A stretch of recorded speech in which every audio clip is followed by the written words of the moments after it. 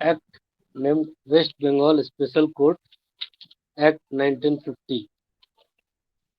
Uh, this act was enacted with the object to provide for the speedier trial of certain cases.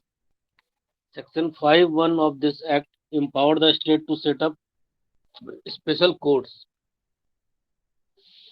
Anwar Ali and others were accused in Dum Dum factory raid case, and state government tried them under this special court. So issue in this case was where Section 5(1) of West Bengal Special Court Act 1950 was valid. Decision was given by court that Section 5(1) of the said act and notification issued by government were against Article 14 and therefore void. Court said that Section 5(1) conferred arbitrary power on the government to classify offences or cases at its pleasure. So Section 5(1) of the Act contravened Article 14 and hence void. इसमें court ने कहा जो section 5(1) है वो जो special power दे दे रहा है government को, और गवर्नमेंट आर्बिट्रेरी पावर के अंदर क्या कर रही है, क्लासिफाई कर रही है ऑफेंस और केस को अपनी मर्जी से. तो सेक्शन 5(1) जो एक्ट का है वो आर्टिकल 14 का क्या है, कॉन्ट्रावीन करता है, वाइड है. ठीक है.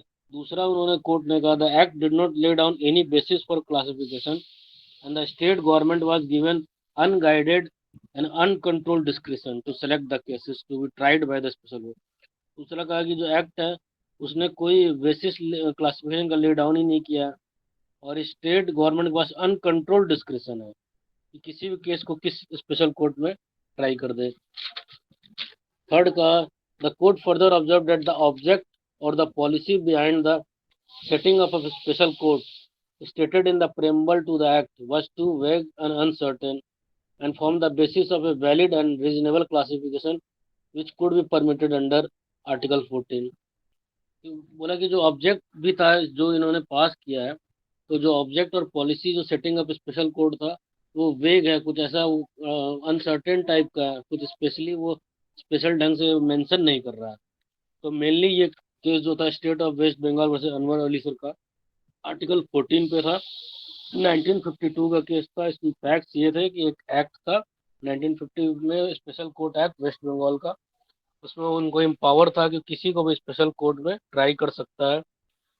अनवर अली सरकार दमदम केस में पकड़ा गया और इसमें इस केस में यही इशू था. उसने ऑब्जेक्ट किया स्पेशल कोर्ट में, उसका ट्रायल स्टेट गवर्नमेंट जब ट्राई कर रही थी कि भाई ये वायलेशन है आर्टिकल 14 का, और कोर्ट ने भी कहा कि हाँ ये वायलेशन है आर्टिकल 14 का, क्योंकि ये सेक्शन 5(1) जो स्टेट गवर्नमेंट को डिस्क्रिशनरी अनकंट्रोल्ड पावर दे रहा है, तो किस बेसिस पे वो स्पेशल कोर्ट डिक्लेयर कर रहा है ये इसमें मेंशन नहीं है, इसलिए आर्टिकल 14 का वायलेशन है. दूसरा है केस का name of another cases Kathi Raning Rawat versus state of Saurashtra 1952 case.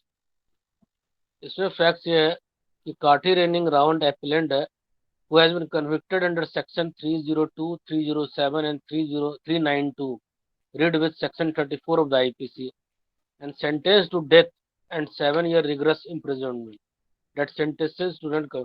तो काठी रानी रावत जो एपिलेंट है वो कन्विक्ट होता है सेक्शन 307, 302, 392 और read with section 34 of the IPC, और उसे सेंटेंस डेथ और 7-year रिगरस इम्प्रिजनमेंट का सेंटेंस मिलता है.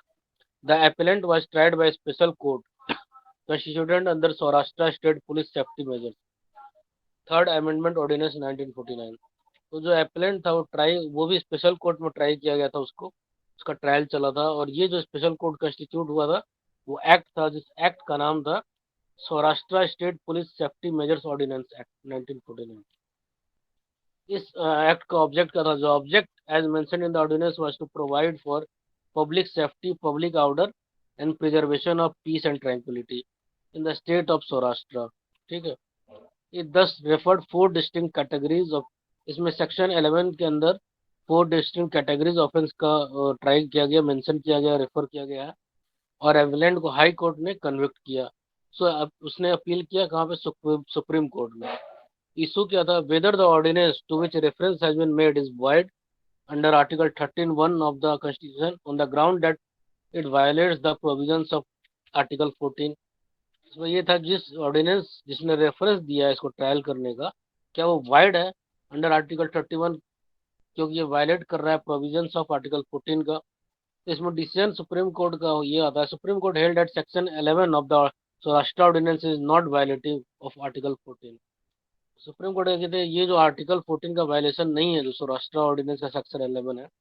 और सुप्रीम कोर्ट यहाँ मेंशन करती है कि जो वेस्ट बंगाल का केस था और जो Saurashtra ordinance West Bengal act, दोनों में बहुत डिफरेंस है। वेस्ट बंगाल केस में फॉर्मर में जो वेस्ट बंगाल एक्ट था वहाँ कोई प्रिंसिपल नहीं था, तो we found to control the application of discriminatory provision, उसमें कुछ प्रोविजन डिस्क्रिमिनेटरी थे, है ना। Some they are not reasonable, ठीक है।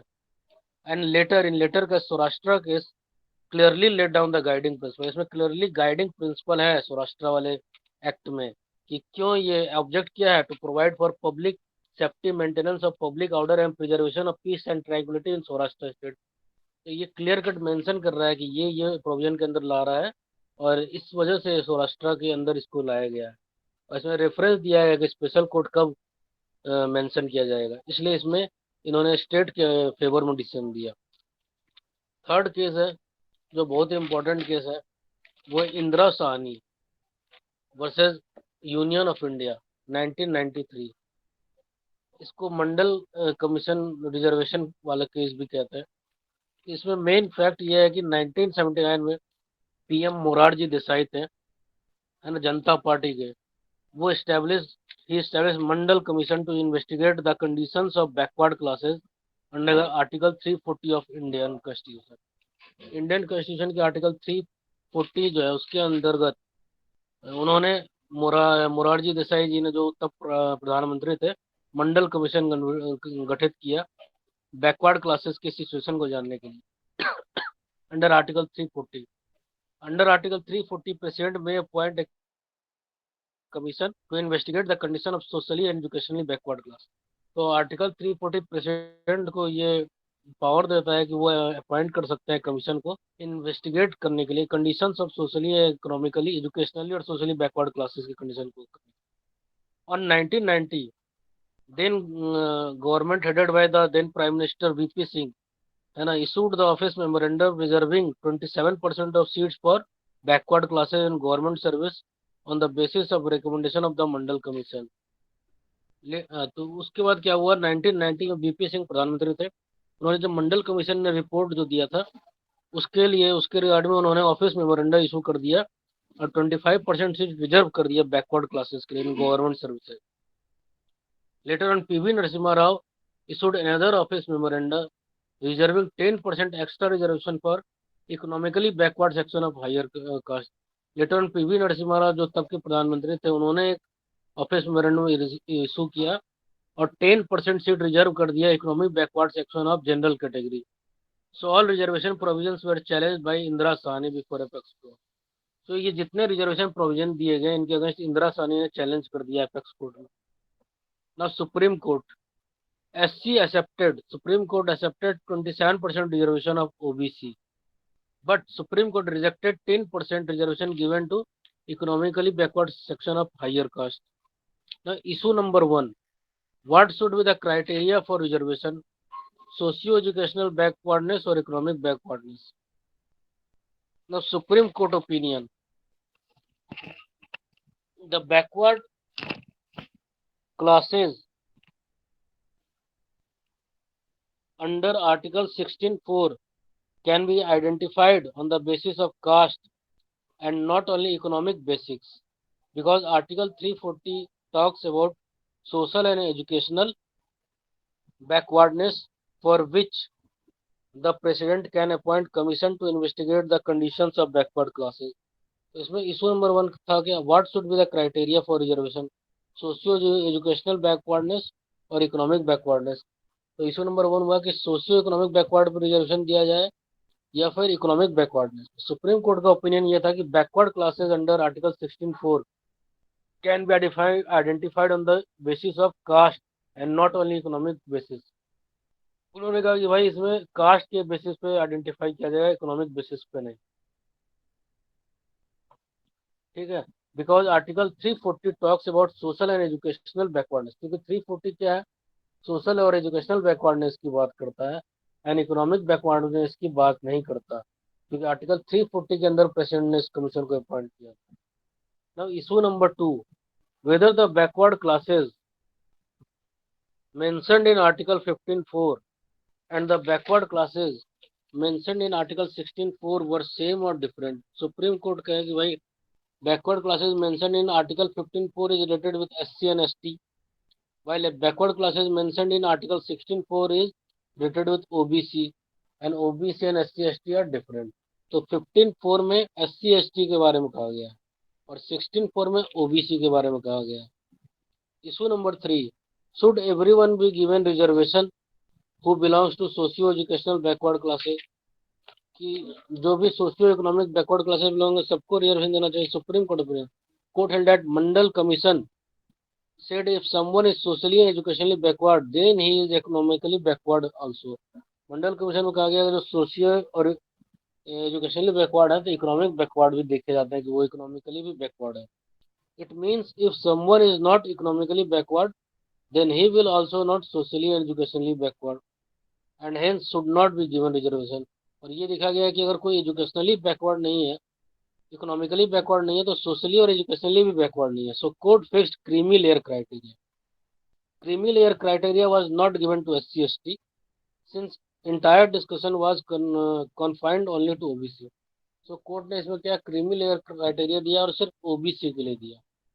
Now issue number 4, what should be maximum reservation given to OBC and whether reservation should be given in proportion also। Supreme Court said that maximum 50% reservation criteria was fixed and no reservation in promotion। Promotion में कोई reservation नहीं होगा और maximum कितना percentage देगा 50%। Now issue number 5 was whether the provision in article 16.4 must necessarily be made by the parliament or state legislature and not by executive। so whether the provision in article 16.4 में जो provision है must necessarily be made by the parliament or state legislature and not by executive। Supreme Court opinion, court observed article 16.4, nothing in this article shall prevent the state from making any provision for the reservation of appointment for post in favor of any backward class of citizens।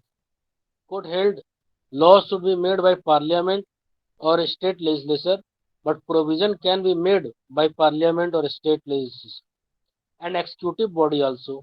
So it can be made by state within definition of Article 12, which includes local bodies, statutory corporation and other authority।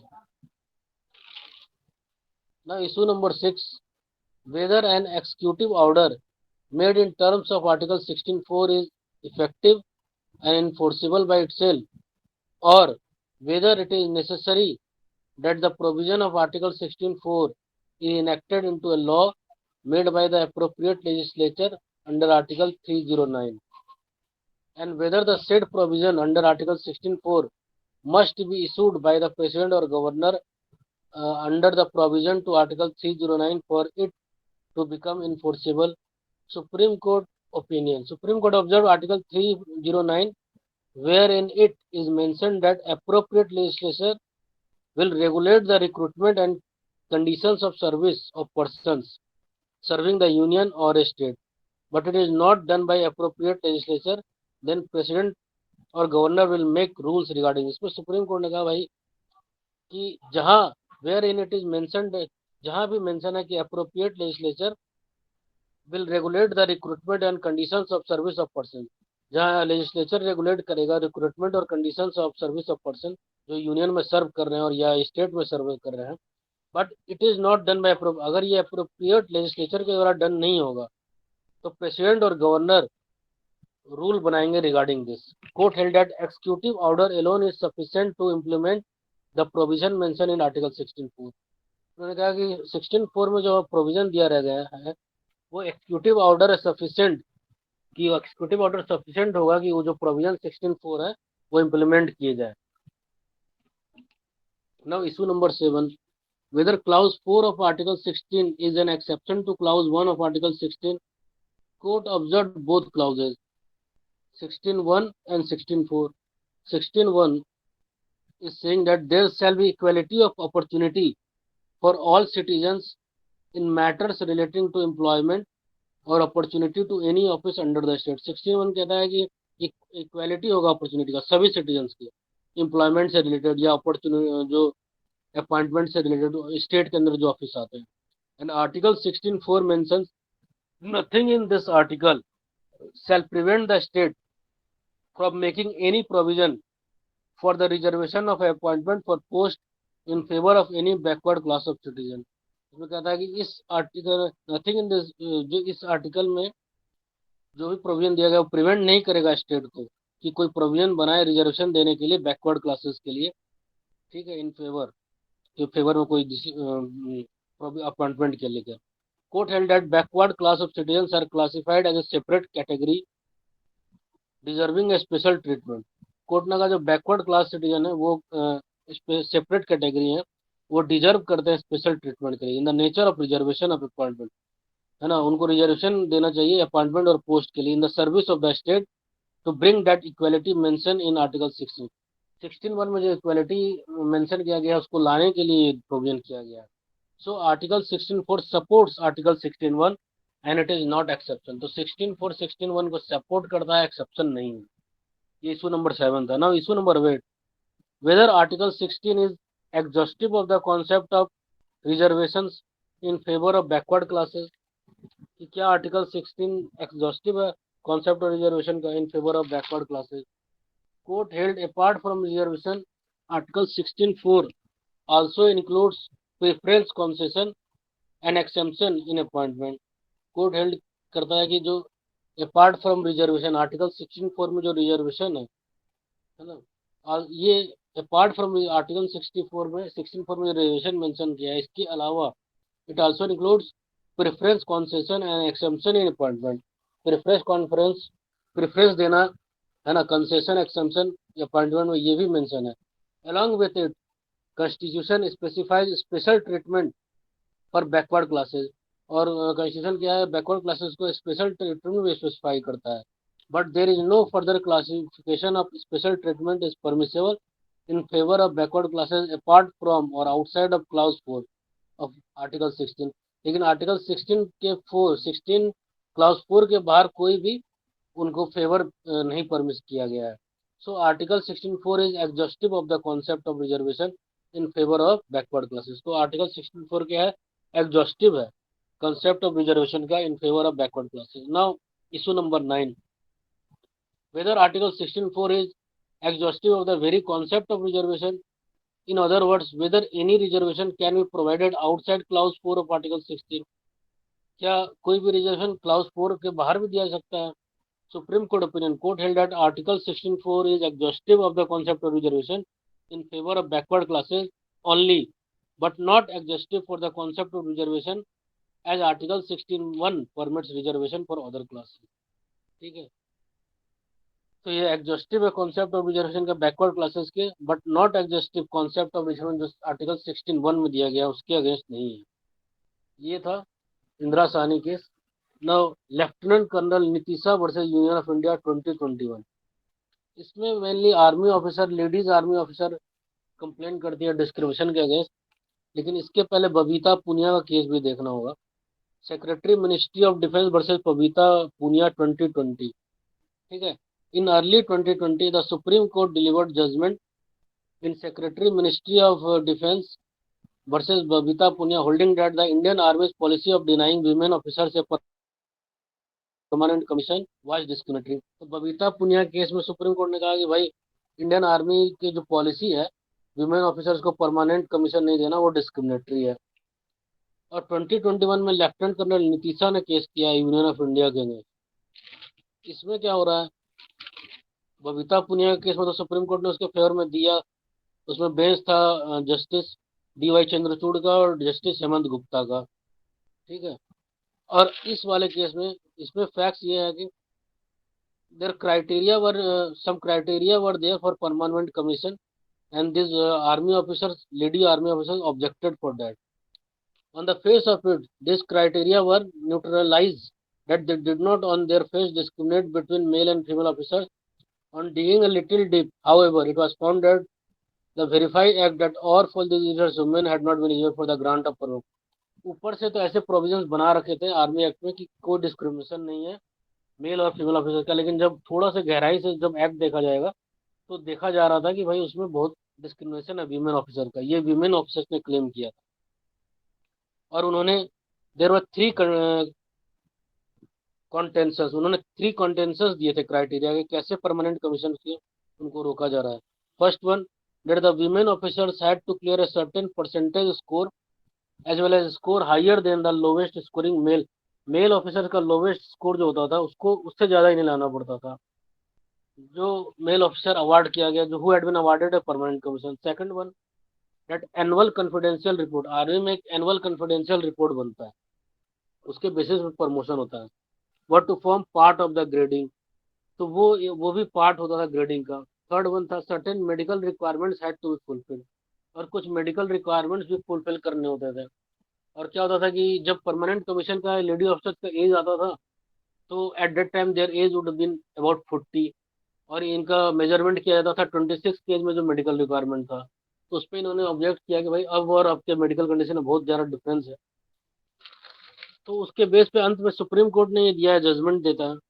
The bench rule that there is indirect indiscrimination in the present case, बोले कि indirect discrimination है, although they are saying that there is no discrimination, but indirectly there is discrimination against women officers. Court said that there is indirect discrimination also that should be prohibited to achieve equality under constitution। तो court ने कहा भाई constitution में जो equality का provision है उसको achieve करने के लिए जो डिस्क्रिमिनेशन है उसको स्टॉप करना होगा। The court undertook an elaborate study of evolution of the subject in the constitutional courts of the United States, United Kingdom, south of even United kingdom, south Africa, वहाँ जितने केस हुए हैं उसमें indirect discrimination को उसको उन्होंने observe किया।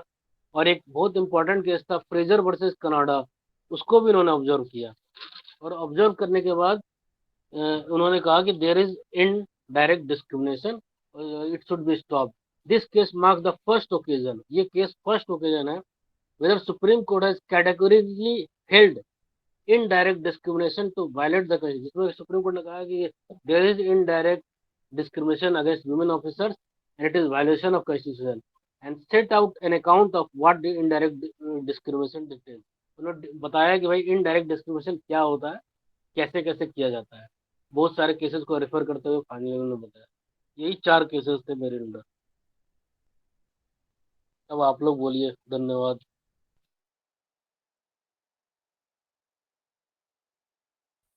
Hello. बहुत बहुत धन्यवाद भाई, खतरनाक बताए भाई आप।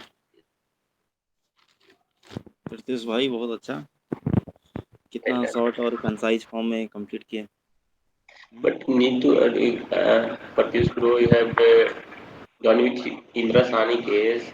There are various cases need to be cited in that case, like Balaji, I will 50, coming, 50 Yes, I percent will, rule. I large will number address. of cases are there. So Abhishek bhai has taken class of Anju Sinha ma'am.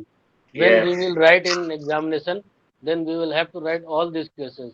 But yes, since he has attended, so he will especially mention those cases. yes, like Indra Balaji case, 50% Balaji case rule. is there.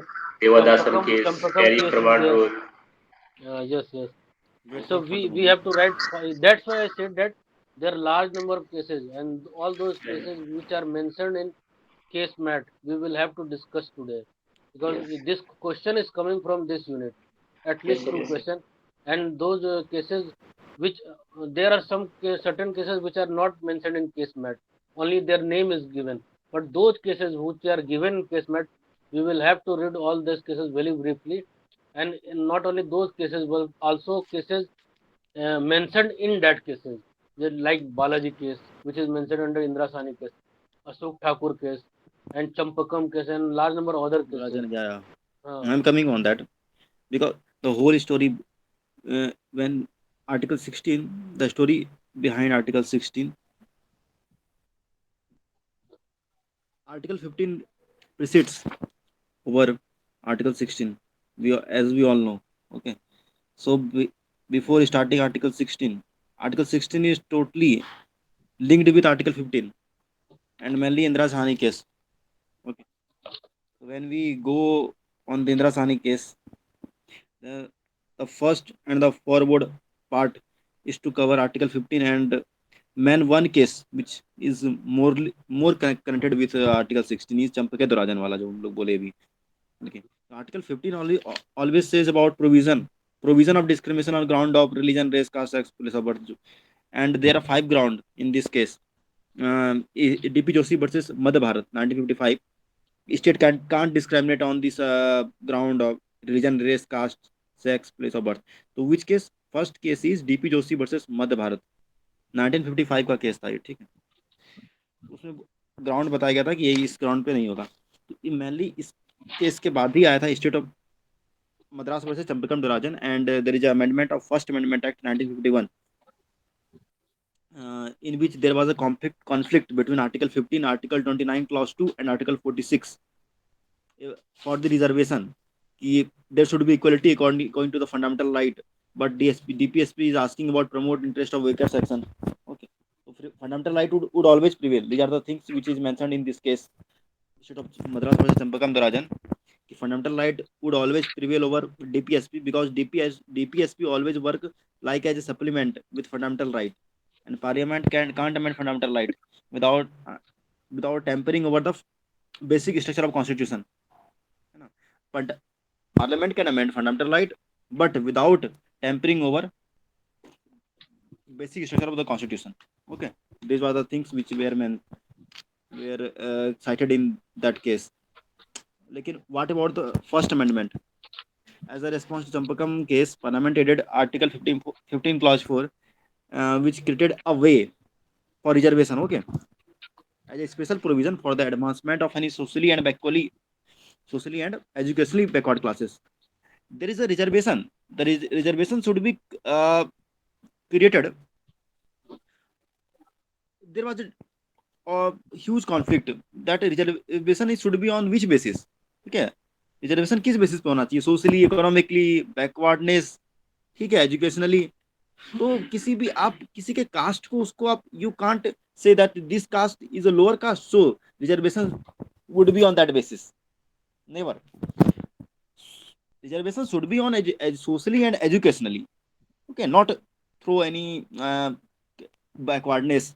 Okay, you can't judge reservation, you can't judge, yeah, deliver reservation, mention reservation, yes, framed reservation on the basis of only backwardness. So these were the issues on that time, on those time.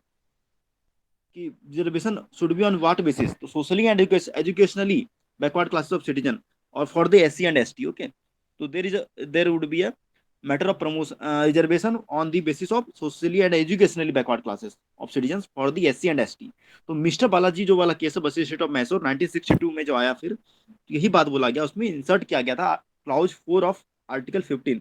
मतलब article 15 में there is a amendment of clause 4, ठीक है, by the first amendment act, and first amendment act is on 1951, Champakam Dorairajan वाला जो है. ठीक है, so this should be the our method of going over cases. तो आर्टिकल 15 क्लॉज 4 में ये बोला गया था इसमें, इसी केस में, कि जो मैसूर के द्वारा जो पास किया गया था, मैसूर गवर्नमेंट के द्वारा जो number of orders were passed by the Mysore government, article 15 clause 4 reserving seats for admission to state medical and engineering colleges जो थे for backward classes and more backward classes, अलग अलग होना चाहिए. तो in addition to the seats reserve for SC ST के लिए भी रिजर्व होना चाहिए सीट, ठीक है, जो बैकवर्ड क्लासेस में जो भी हैं इस ऑर्डर में, on the basis of caste and communities. तो जो कैटेगराइजेशन होना चाहिए बैकवर्ड क्लासेस का into backward and more backward classes, इसमें इन्वेसाइज नहीं किया गया था, इज नॉट इन्वेसाइज्ड. कि आप ऑलरेडी एक बैकवर्ड क्लास का कैटेगराइज किए हो, फिर उसमें और बैकवर्ड कर रहे हो, कि तो this is it's not the way of doing reservation through article 15 clause 4. तो backwardness must be social and educational. For the purpose of Article 15 Clause 4, for fulfilling the conditions of Article 15 Clause 4, the backwardness must be both social and educational, and the court acknowledged that caste play a major role in the social superiority and inferiority of people. But caste cannot be the sole or dominant test for determining the backwardness. Caste से हम basis पे, cast के basis पे we can't decide the reservation, ठीक है, but court can upheld the maximum reservation should be capped up to 50%। ये बहुत बोला गया। इसके बाद गया इंदिरा साहनी वाला case, Indira Sawhney judgement 1992, PV Narasimha Roy, फिर the reservation can't be more than, इसमें बोला गया था reservation can't be more than 50%। और ये बहुत बात बोला गया, वही बोला गया कि इकोनॉमिक रीजन, अब देखिए सिर्फ क्या बोला गया था ऊपर में कि caste cannot be the cannot be made the sole or dominant test for determining the backwardness. इसमें बोला गया economic reason solely can't be called backwardness. अब इकोनॉमिक कंडीशन के, सिर्फ इकोनॉमिक कंडीशन को देखते हुए भी हम नहीं जज कर देंगे, या हम डिसाइड नहीं कर देंगे, डिटरमाइन नहीं कर देंगे कि ये should be the basis of backwardness, ठीक है। तो Mr Balaji case was overruled in this case, in Indira Sawhney, जो इंदिरा साहनी वाला केस है, इसमें Mr Balaji versus state of Mysore वाला केस को ओवररूल किया गया था, and said that there can be distinction of backward and more backward classes, distinction हो सकता है, देयर कैन बी डिस्टिंक्शन, ठीक है। Backward class should be and more backward class, both will be different, both will be जज on a different footing.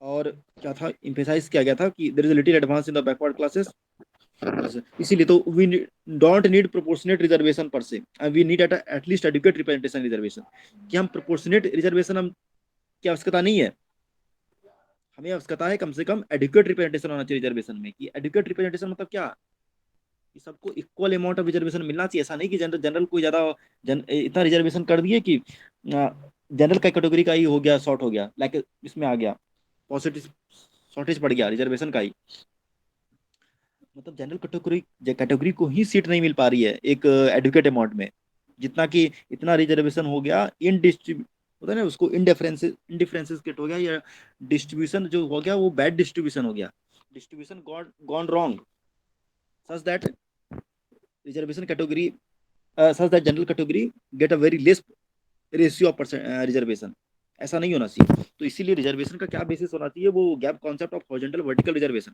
इसके इसमें ही दिया गया था, बट सब लिखना पड़ेगा ना हमें एग्जाम में कि there is a category of reservation, there is a classification of reservation, the classification should be on the basis of horizontal and vertical, what is hortical ये vertical reservation और horizontal reservation, ये शायद अगर पता हो तो कंफ्यूजन इसमें पहले भी क्रिएट किया गया है राहुल के द्वारा, वो राहुल किससे सुना था वो, और क्या भाई किससे आप पूछे थे क्या, और क्या बता दिए थे, ऐसा क्या बताए थे सर, कंफ्यूज जो कंफ्यूजन क्रिएट हो गया था। Yes, as per my knowledge, the vertical reservation उसको बोलते हैं जो सब कैटेगरी जिसमें कैटेगराइज किया जाता है बाय द स्टेट और the central government, like the OBC में जो एमबीसी का हो गया, ईबीसी का हो गया, तो उसको वर्टिकल बोलते हैं। और हॉरिजॉन्टल जो बोलते हैं, जो जनरली जो है ओबीसी का है, एसटी का है और जनरल का तो है, उसको हॉरिजॉन्टल बोलेंगे एज पर my knowledge. if your opinion is different from me, you can I am correct me. Simple है, जो जो रियल यही है, जैसे 100 suppose that there total 100 seat, ठीक है, टोटल 100 सीट है, in which category all categories are divided, SC ST OBC general जो भी हैं, तो these categorization, this distribution of the category SC, ST, OBC, general, this is the vertical reservation. Okay, and in in any, and when we go in any individual particular category, just suppose that I am knowing about the reservation of SC category, how many seats are there in SC category for different, and there is a class distribution in SC category for, and for that particular seat, let's suppose that in 100 seat there is a distribution of 17 seat, yeah, 20 seats in SC category, so in that as 20 seats, in those 20 seats there is a distribution between all the category, all the classification of people, just like handicapped, blind, yeah, women, transgender, okay. So this distribution in 20 seats, 18 seats, मतलब vertical reservation, distribution in vertical reservation, seats of distribution in vertical reservation is horizontal reservation. Never confused. You will never confused after knowing this concept. Am I able to clear your concept or not? That in 100 seat, Yes, if there is a distribution of 20 seats in SC category, so what I have told you in starting, that there is a distribution of category SC, ST, OBC, general. These are the distribution of category. So this is the vertical reservation, and in that category, there is a distribution of seats on the basis of classification of people: the handicapped, blind, man, woman, transgender, blind, handicapped. These are the categories. So these categories are known as horizontal reservation. Am I able to clear you or not? Say yes, yeah, no. yes, Yes, yes. no. Okay, okay. There should be no any quest chaotic situation. So before going ahead on my delegated case, M. Nagaraj versus Union of India by Pratyush, bhai, the commander chief of our now group is the newly designated commander chief. So I'm going to just don't get furious. Okay, that I'm not covering my topic, because before going to any case, there is a already a history. Sorry, there is a already a series of cases which is coming on. Okay, so TMA, much power does the state have over private institution? There is also a dispute. Okay, कि कितना power को होना, state को कितना power है कि वो private institution में रिजर्वेशन ले सकता है? तो देर बाजक इस पे ही केस है। देखिए किस किस टॉपिक ऐसे कर लीजिए ना, क्वेश्चन मार्क मार लीजिए, किस किस टॉपिक पे केसेस हैं। जैसे how much power does state have over private institution, कितना पावर स्टेट को है कि प्राइवेट इंस्टीट्यूशन में वो रिजर्वेशन ले सकता है। ठीक है, state have over private institution. तो टीएमआई वाला जो फाउंडेशन केस था वर्सेस स्टेट ऑफ कर्नाटक 2003 वाला, उसमें भी है। ठीक है, पीए नामदार वाला केस है, इस्लामिक एकेडमी वाला, ये सब केस हम लोग आगे भी पढ़ेंगे। इसमें आर्टिकल जो उसमें राइट टू एजुकेशन वाला है ना, आर्टिकल 25 से लेकर 28 के बीच में, उसमें भी है ये सब केस। ठीक है, तो there were lots of amendment, there were seven there in article 16, because M Nagaraj, I'm coming to M Nagaraj. ठीक है, because M Nagaraj is totally connected with article 16. How I am saying this? M Nagaraj case is totally linked with article 16, because there is how many clauses in article 16? There are how many clauses in article 16? Article 16 लिखना ही पड़ेगा if before if you are going to write Nagaraj M Nagaraj case या जो भी है, अशोक कुमार ठाकुर वाला case है, या इंदिरा सानी केस जजमेंट, या जो भी जजमेंट है, there before writing this article should be mentioned in our paper. There are how many clauses? There are total 6 clauses. If you will make our discussion more interesting, then try to communicate.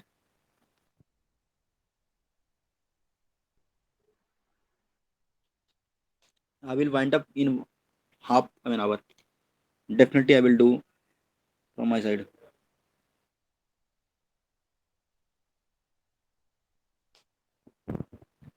What is your opinion? Just say within 1 minute. Why are you so silent?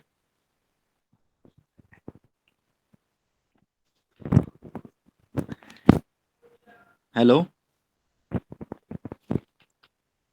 Am I audible? Hello, hello, hello. Am I audible, bro? Yes, yes, yes.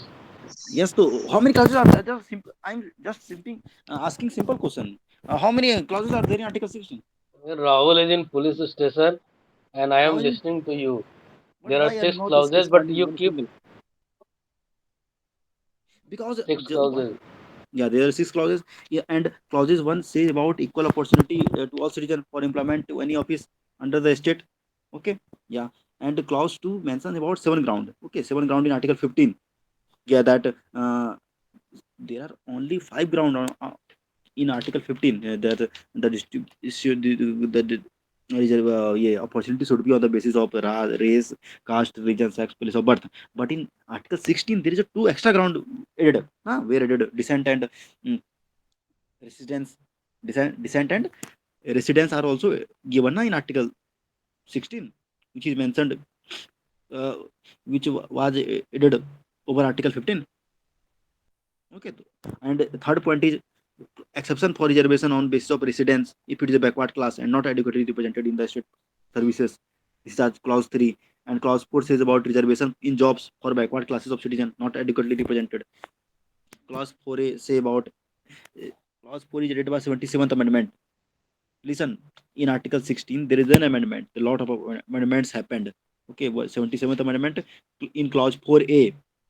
4a is added. Clause 4a is added through 77th amendment, provides for reservation in promotion, which provides for reservation in promotion. And what, and 85th amendment added reservation in promotion. Okay, there should be a promotion in reservation. It has been added by 77th amendment through clause 4a, and 85th amendment added reservation in promotion with consequential seniority. Consequential seniority, because what whatever the amendment happened, which all amendments had been challenged. In this case, M. Nagaraj. So I am emphasizing on these amendments. Whatever I am saying from now is very important. I am not saying just as a super phrases. Whatever I am delivering to you, all guys, is very important. Just focus from now. 77th amendment added by clause 4a, which provides reservation in promotion. But 85th amendment also added through this clause 4a, mentioning about reservation in promotion with consequential seniority. Consequential seniority. 85th amendment. And clause 4b is added by 81st amendment act and added carry forward rule. Later on, carry forward rule got collapsed because carry forward rule don't mm, mm, don't create such type of distribution, and there is a chaotic situation suffered uh, people through this theory principle of carry forward rule, because carry forward rule is all. Carry forward rule क्या होता है, जैसे कि देखिए, जैसे 70 seat हो गया reservation general का और 30% ही रिजर्वेशन है, ठीक है, ये था। तो अगर कैरी फॉरवर्ड रूल क्या होता है कि जैसे 30% रिजर्वेशन है, उसमें से अगर 15% अगर एक्स्ट्रा हम रिजर्वेशन दे रहे हैं, ठीक है, किसी मतलब रिजर्व के लिए ही, ठीक है, तो अगर वो फिल नहीं हो पाता है जो भी रिजर्व सीट है, ठीक है, अगर मैं let suppose that in let suppose that total there are 100, ठीक है, in that 30 reserved, 15, 45 is for reserved. Okay, 45 is for reserved and list of is for general category. Okay, तो मतलब सिंपल सा फंडा है कि अगर रिजर्व में जो भी अगर सीट वैकेंट हो जा रहा है उसको नेक्स्ट ईयर हम भरेंगे, ठीक है, और नेक्स्ट ईयर भी अगर नहीं हो पाता है तो उसके नेक्स्ट ईयर हम भरेंगे, लेकिन जो भी करेंगे उसको हम ऐड करके नहीं कर देंगे, उसको अलग से भरा जाएगा। मतलब ये वो था उसमें कैरी फॉरवर्ड, मतलब कि उसको अलग से कैरी किया जाएगा और फॉरवर्ड किया जाएगा जो भी रिजर्व सीट रहेगा। ऐसा नहीं कि मिक्स कर देंगे, उसको हम लेके चलेंगे, लेकिन बाद में ये कोलैप्स हो जाएगा इसलिए ना, क्योंकि वो थोड़ा सही नहीं रहा, ठीक है, इसीलिए बताएंगे कैसे। तो कैरी फॉरवर्ड रूल भी ऐड किया गया था 81st अमेंडमेंट एक्ट इससे, और 50% सीलिंग जो था रिजर्वेशन का वो रिमूव कर दिया गया था, हटा दिया गया था 50% रिजर्वेशन उसमें। क्लॉज 4b में, क्लॉज 5th में है मेनली वही है कि जो भी अपॉइंटमेंट हो सकता है रिलीजियस इंस्टीट्यूशन में बोला गया था ना कि अपॉइंटमेंट हो सकता है, वो सबके लेटे। तो clause 5th is not much important, but clause 4a and clause 4b and mainly this clause, ठीक है, is more important for this, because in M. Nagaraj case, constitutionality of the 77th, 81st, 82nd, 85th amendment was challenged. If you have any pen and pencil, you can write through this that it is 77th amendment, 81st amendment, 82nd amendment and 77th और 81st amendment हम बता दिए clause 4A और 4B है clause, ठीक है। Link, try to link the law, if you try to link the law, then you may easily try to get concept more clarified, then you may able to get your concept more clarified.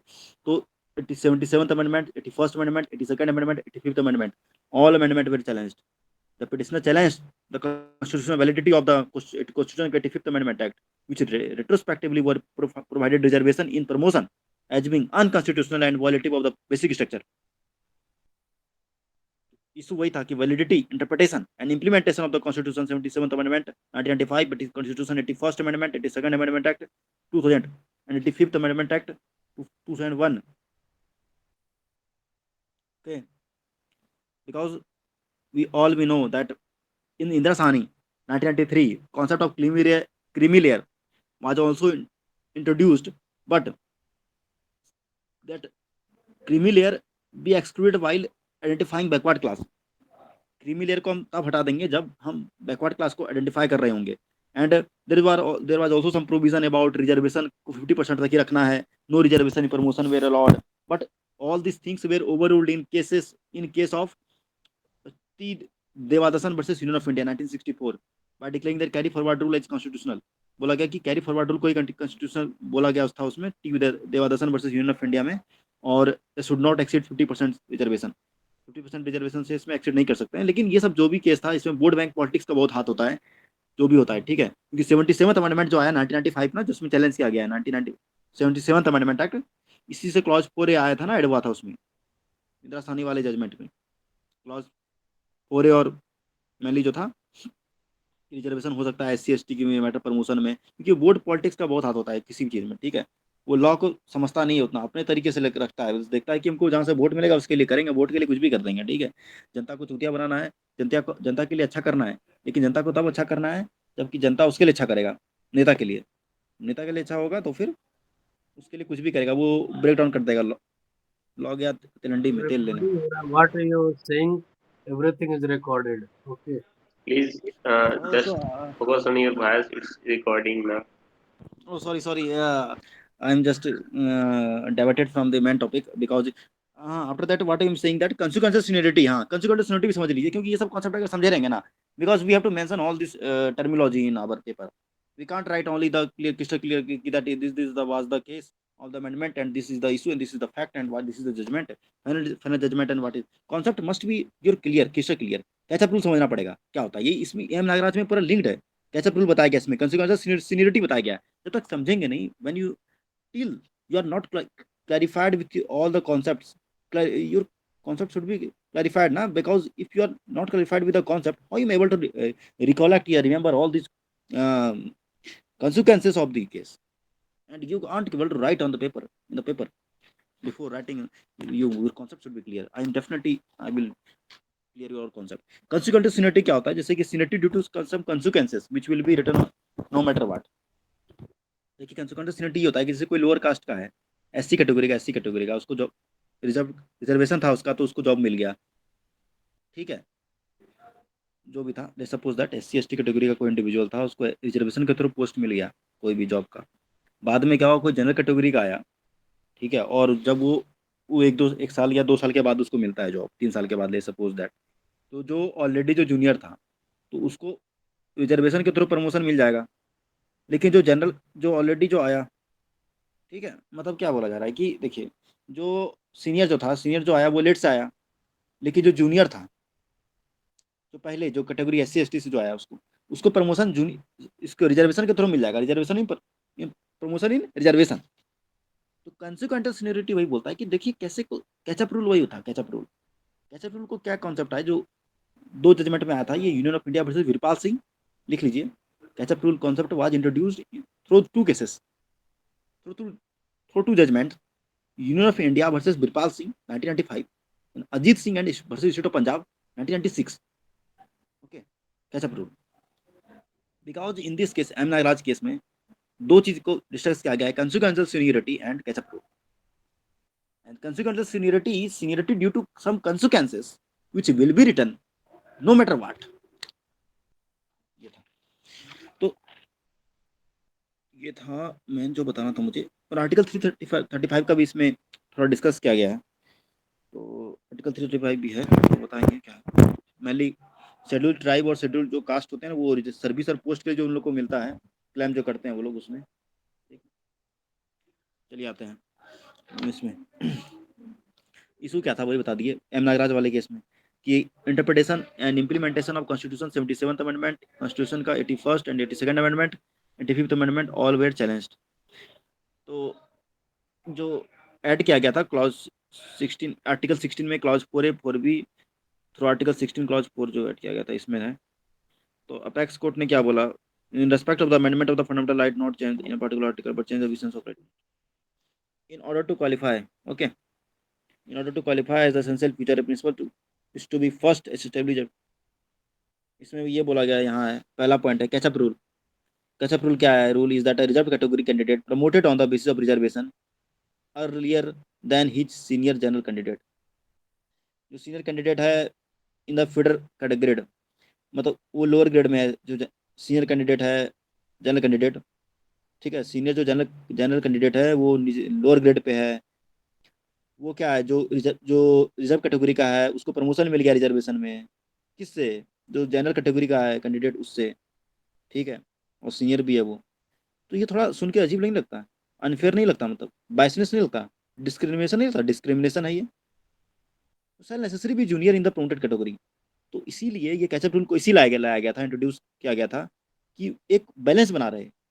तो क्या होना चाहिए necessarily, क्या होना चाहिए, जो junior है promoted उसको भी प्रमोटेड कैटेगरी में क्या कहे, उसको जनरल कैंडिडेट के इक्विवेलेंट उसको जूनियर ही रखना होगा। मतलब ऐसा नहीं कि उसको रिजर्वेशन मिल के उसको आगे बढ़ा दो, प्रमोशन मिल जाए जो रिजर्व कैटेगरी का कैंडिडेट है, और जनरल कैटेगरी कैंडिडेट अपने जगह पर ही रह जाए, लोअर लेवल पर ही रह जाए। ऐसा नहीं होना। This बाइसनेस should not be continued, this should not be executed. तो सेल नेसेसरी भी जूनियर इन द कि आगे भी जो प्रमोशन हो तो जूनियर ही रहे, वो सीनियर ना बन जाए। किससे? General category candidates. ये था कैचअप रूल। तो concept of catch up rule and consequential seniority are judicially evolve concept to control the extent of reservation. The source of these concept in service jurisprudence. Service jurisprudence के लिए concept आया था ये, source जो था। This concept can not be elevated to the status of exam like these concepts cannot be elevated to the status of axiom like secularism, constitutional sovereignty etc. ये सब concept को जो constitutional sovereignty है और जो catch up है, इस concept को हमको इसमें सेकुलरिज्म और कॉन्स्टिट्यूशनल सोवेरेनिटी हमको इसको एलिवेट नहीं करना है, ठीक है, कि सेकुलरिज्म से मिलाएं इसको कुछ या कॉन्स्टिट्यूशनल सोवेरेनिटी से हम इसको रिलेट करें, ऐसा कुछ भी नहीं। It can not B said that insertion of the concept of constitutional seniority the structure of article 16 clause 1 stands destroyed or abrogated। ऐसा हम ये भी नहीं कर सकते हैं कि जो कॉन्सेप्ट जो ऐड हुआ कॉन्सिक्वेंस सीनियरिटी का, इससे स्ट्रक्चर पूरा आर्टिकल 61 का क्या हो गया, डिस्ट्रॉय हो गया, एब्रोगेट हो गया, ऐसा कुछ भी नहीं। It can not be said that equality code जो अंडर आर्टिकल 14 है, 15 है, 16 है, is violated by deletion of the catch up rule. ये अगर हम हटा देंगे कैचअप रूल को तो इससे इक्वलिटी जो है कोड जो है आर्टिकल 14, 15, 16 में सब वायलेट हो जाएगा इससे। ऐसा भी नहीं था। This concept are based on practice. ये सब कॉन्सेप्ट जो है क्या प्रैक्टिस पे है। However, such practices cannot be elevated to the stage of principle, so beyond the amending power of the parliament. So neither the catch-up rule nor the consequential seniority is implicit in clause 1 and 4 of article 16। तो जो क्या बोला गया, जो concept है catch up rule का और consequential seniority का, आर नॉट consequential रिक्वायरमेंट और लिमिटेशन, ये कोई खामी नहीं है और ये कोई कॉन्स्टिट्यूशन का रिक्वायरमेंट भी नहीं है, are not implicit in clause 1 and 4 of article 16। तो arbitration of catch-up rule on does not बोला गया कि ये सब ऐसा ऐसा कुछ भी नहीं है जो ये अंतर्निहित है क्लॉज 1 एंड क्लॉज 4 में आर्टिकल 16 का। ये क्या है, एक टाइप का ये वॉलेट भी नहीं कर रहा है, मतलब कि बेसिक स्ट्रक्चर को भी जो कोड का इक्वलिटी ऑफ जो कोड है जो इंसाइंड आर्टिकल 14, 15, 16 में इसको वॉलेट नहीं कर रहा है। तो जो स्टेट रूल है वो cannot bind the amending power of the parliament, not beyond the amending power of parliament. बोला गया कि जो रूल है ये amending power of the parliament के बियॉन्ड नहीं है, it is not the beyond of the amending. Everything is right, everything is okay, nothing going to be much disturbed through these rules on। it doesn't make effect much, it doesn't break the basic structure of this article 14, 15, 15 and 16।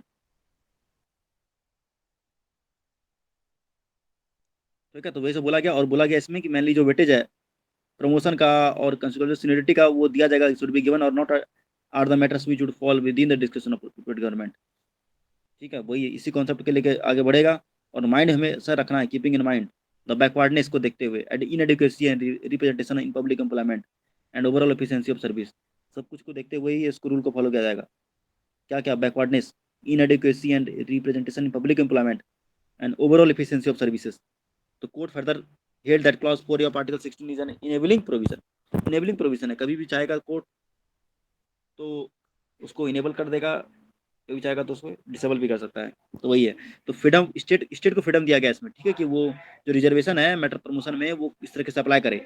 It's totally the states description for article 16, because Article 16 court held that Article 16 is an enabling. Clause 4A of Article 16, Clause 4A of Article 16 is an enabling provision. Enabling provision है ये.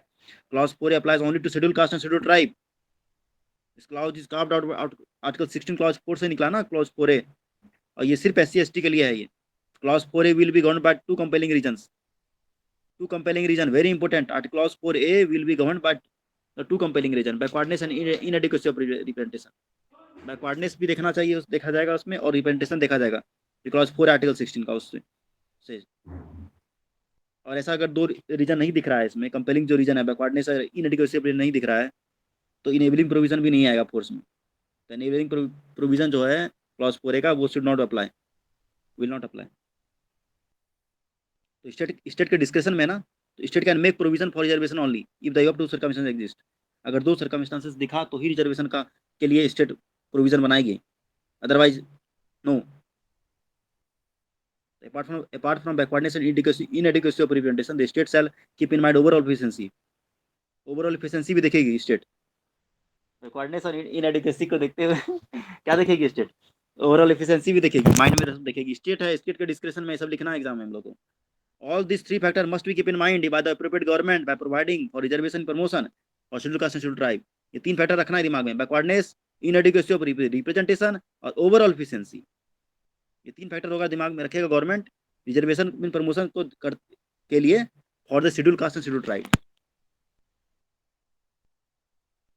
ठीक है. तो ये बोला गया था इसमें. और clause 4 of article 16 grants constitutional seniority to reserve class promotes बताया ही हम. ठीक है. तो यही है क्लॉज 4B क्या बोलता है आर्टिकल 16 का, जो ट्रीट्स करता है विद अनफिल्ड रिजर्व वैकेंसी. देखिए जो बच गया वही बोले वही समझाना चाह रहे थे उस टाइम कि जो वैकेंसी बच गया अनफिल्ड है. ठीक है. अनफिल्ड जो रिजर्व वैकेंसी जो बच गया है उसको अलग रखा जाएगा, सेपरेट क्लास रखा जाएगा. ठीक है. ठीक है. वो बल्ले बल्ले क्या कहाँ से आ रहे हो. अच्छा. ठीक है. तो क्लॉज 4B ऑफ आर्टिकल 16 जो ट्रीट्स करता है अनफिल्ड रिजर्व वैकेंसीज उसको अलग रखा जाएगा. और आर्टिकल 335 जो है जो प्रोविजो दे रखा है, रिलैक्सेशन इन क्वालिफाइंग मार्क्स और standard of evolution to SC and ST candidate are all enabling provision and not apply only to SC and ST. Not updated constitutional requirement 50% rule quantitative limitation टेमिलियर. ठीक है. तो ये सब चीजें. Concept आया post based roster भी concept आया था, इनबिल्ट कॉन्सेप्ट था रिप्लेसमेंट का. तो जो भी कॉन्सेप्ट आया, ठीक है, ये सब कोई भी अल्टर नहीं करेगा. स्ट्रक्चर जो इक्वलिटी कोड है जो आर्टिकल 14, 15, 16 में इसको अल्टर नहीं करेगा. तो जो पैरामीटर है आर्टिकल 16 क्लॉज 4 में वो रिटर्न हमेशा रखना है दिमाग में, क्या पैरामीटर है उसी बेसिस पे ही होगा जो होगा. Clause 4 is confined to schedule caste and schedule tribe. तो constitution identity of the constitution had not been change. कुछ भी हो आइडेंटिटी चेंज नहीं होना चाहिए. तो बाद में बोला गया जो 81st अमेंडमेंट है, 82nd अमेंडमेंट 2000, 81st अमेंडमेंट कितना था 2000 का भी था, वो भी जो 85th अमेंडमेंट 2001 सब वैलिड है. आर ऑल कॉन्स्टिट्यूशन यही इशू था ना. What was the issue in this case?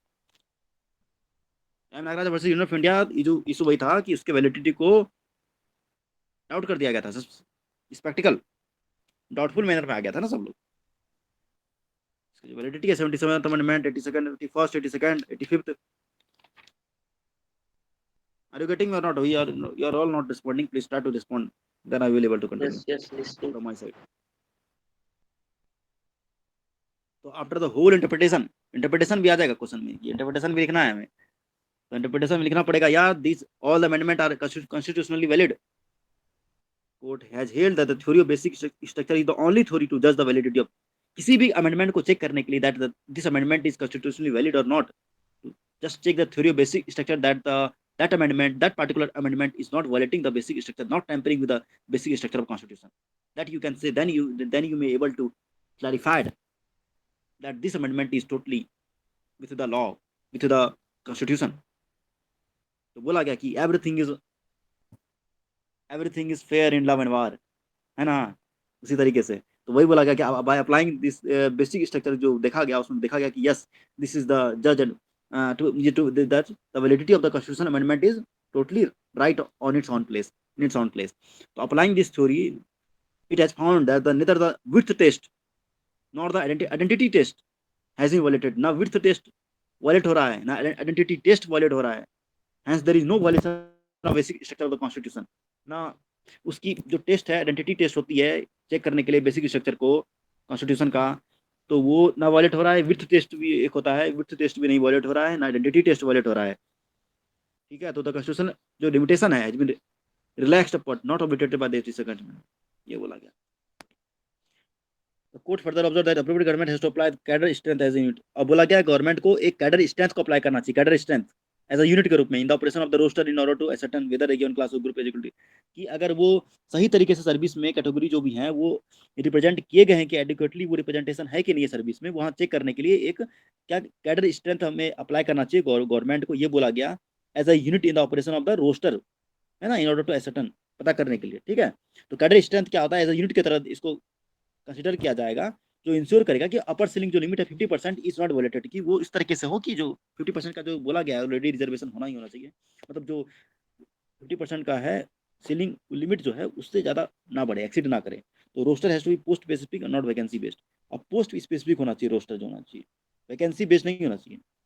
लिखना होगा एग्जाम, ये सब केस में, यही केस में बोला गया था सब लाइन। ठीक है, तो यही है कि जो भी हो बेसिक प्रिंसिपल जो है आर्टिकल 14 के, law must operate equally on on principle under like circumstances, equality लेकिन हर हाल में फॉलो करना है आर्टिकल 14 को, it should not be violated. Every discretionary power is not necessarily discriminatory in according to constitution of India, equality is not violated by mere conferment of power, violated by arbitrary exercise. देखिए, हमें पता है constitution law में क्या article जो 14 बोलता है, equality, equality is not violated by mere conferment. Equality तब डिस्टर्ब नहीं होता है जब कोई डिस्क्रिशनरी पावर अपना दिखाता है, इक्वलिटी तब वायलेट होता है जब कोई आर्बिट्ररी एक्सरसाइज करता है, मनमानी ढंग से जब कोई करता है, किसी कन्फर्ट जो पावर दी गई है उसको कोई मनमानी तरीके से कोई जब करे, then we say that is the point where the law is violating. Equality तभी वायलेट होगा जब कोई आर्बिट्री एक्सरसाइज करेगा, ना कि डिस्कशनरी पावर कोई करेगा, क्योंकि discretionary power is may be right और wrong, it's not always wrong. Equality is not violated but mere conferment of discretionary power. इसको समझिए, we are the law student and we are, if you have to we if we have the skill of interpreting law, but we are not going to be an advocate, but if we are going to be a judge, yeah, Pratyush is going to be an advocate, so it's important to know such interpretation, to deal with such interpretation. This theory is based on the assumption that in the event of this is the theory of guided power। इसको बोलते हैं, इसको जो हम बताएं ना कि ये वॉलेट कब होगा, एक्साइज पावर आर्बिट्री कोई करेगा तभी ये होगा, तो इसको गाइडेड पावर का थ्योरी बोला गया था इसको। ठीक है, तो this theory is based on the assumption that in the event of arbitrary exercise, ये थ्योरी जो है ना एक एजम्पशन पे बेस्ड है कि आर्बिट्री जो एक्सरसाइज होता है ना, वो दो the power is conferred would be corrected by the court. ठीक है, तो कोर्ट हमेशा वो ठीक करेगा फिर उसको। तो वही है बेसिक प्रिंसिपल जो behind enabling provision which are incorporated article 16(4)(a) और 16(4)(b)। Enabling provision are permissive in nature, कि हमेशा इनेबलिंग प्रोविजन को ही परमिसिव किया जाएगा नेचर के लिए। They are enacted to balance equality को इसको विथ पॉजिटिव डिस्क्रिमिनेशन। ठीक है, तो they are enacted to balance equality. Yes opening bro.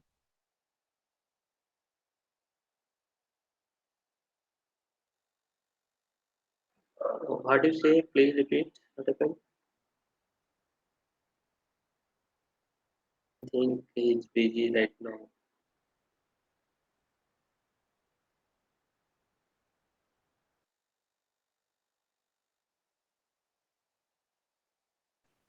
Hello hello, Yes, am I audible? yes, you are. No, I am going to move the next case. Okay, I'm Yes, not want please. to. Yes, please. Uh, What about the decision of this Emerald?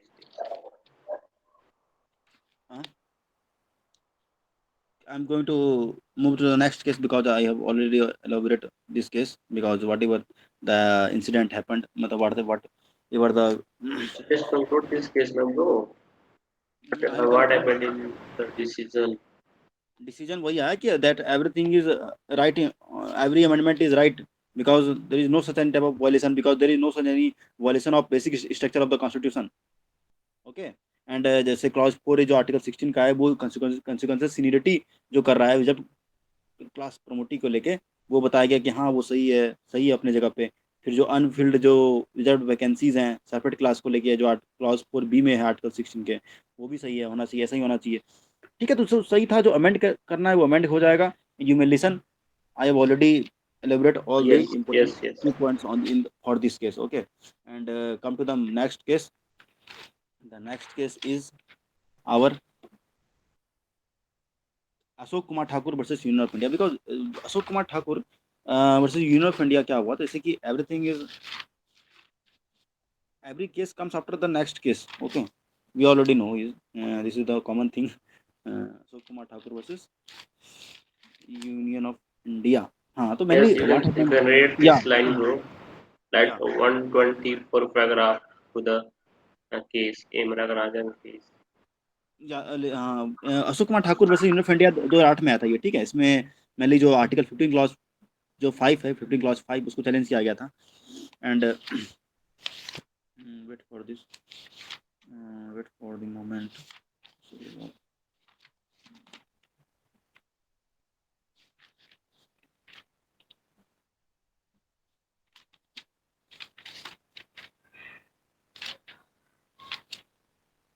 ठीक है, तो उसमें इसमें जो mainly वही हुआ था कि जो, ठीक है, आर्टिकल 15 क्लॉज 5 को भी इसमें हो गया। अच्छा, the case what is the name of case, Ashok Kumar Thakur versus union of India ना, हाँ, mainly article 15 clause 5th was challenged.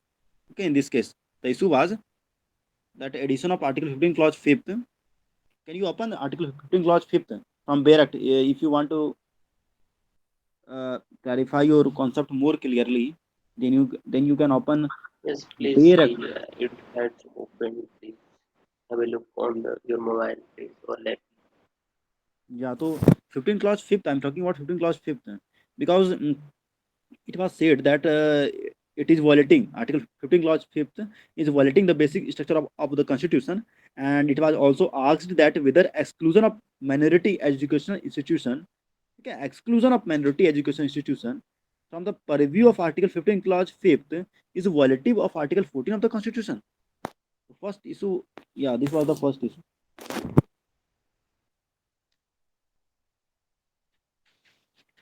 Yes, it's opened. Article 15 clause 5. It was Yeah, wait.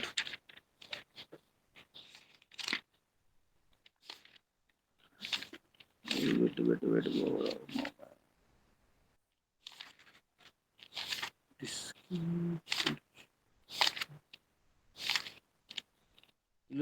Ashok Kumar Thakur, the fact was that first I'm going to fact, okay.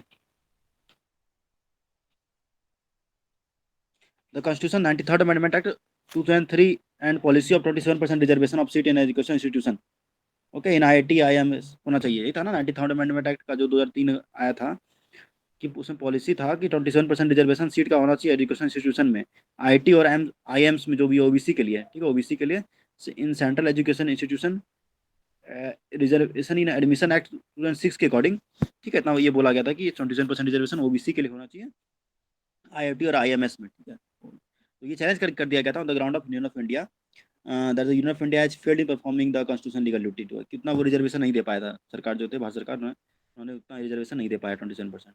So this was the basis of the dispute on the matter of this amendment.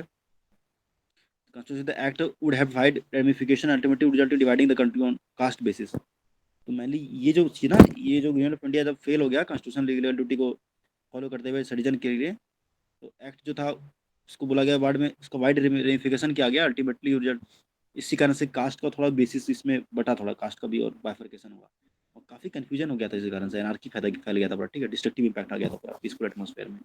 Education और जो other institution है ना, जितना भी educational और other institution है, social और इससे कम्युनल हार्मोनी को भी इफेक्ट पड़ा था इस जो constitution guarantee of equality and equal opportunity services privilege, बोला गया इसमें कि हमेशा कॉन्स्टिट्यूशन की गारंटी जो है, कॉन्स्टिट्यूशन की गारंटी है इक्वलिटी और इक्वल अपॉर्चुनिटी है, उसको सीरियसली उसको प्रिजुडाइज किया जाए।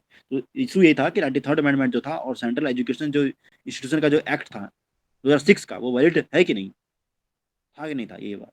93rd अमेंडमेंट जो था और जो सेंट्रल जो educational institution reservation amendment admission reservation इन एडमिशन एक्ट 2006 वैलिड है कि नहीं था, ये मैंने सुना है, ठीक है।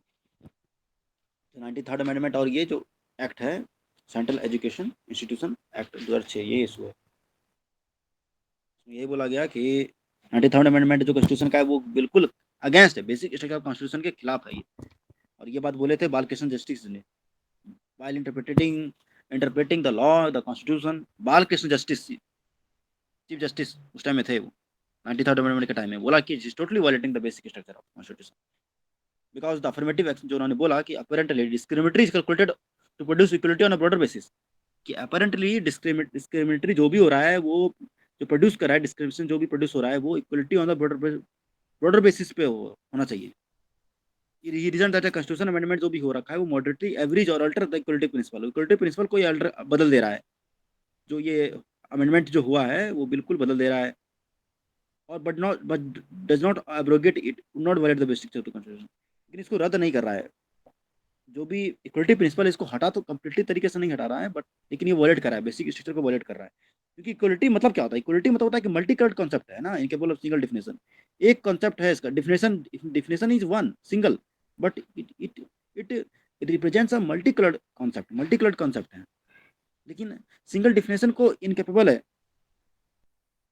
क्योंकि जो लार्जर प्रिंसिपल इक्वलिटी का वो सब में बताया गया, आर्टिकल 14 में भी डिफाइन किया गया, आर्टिकल 15 में भी डिफाइन किया, आर्टिकल 16 में भी डिफाइन किया कर दिया गया है कि बेसिक स्ट्रक्चर ऑफ कॉन्स्टिट्यूशन को वॉलेट नहीं होना चाहिए, ठीक है, इस तरीके से बताया गया है। लेकिन कुछ अमेंडमेंट को लेकर नहीं बताया गया ना कि may not be subject to amendment. तो वही बोला गया कि ये जो प्रोविजन है ना, जो कॉन्फ़िगर कर रहा है इस स्लाइड में कि पर्टिकुलर जो भी है कि मे बी चेंज बदल भी सकता है with the consent of border principle. The variability of changing condition may necessitate the modification of the structure and design of these rights, but the transient character of formal arrangements must reflect the larger purpose and the principle that a continuous and unalterable thread of constitutional identity.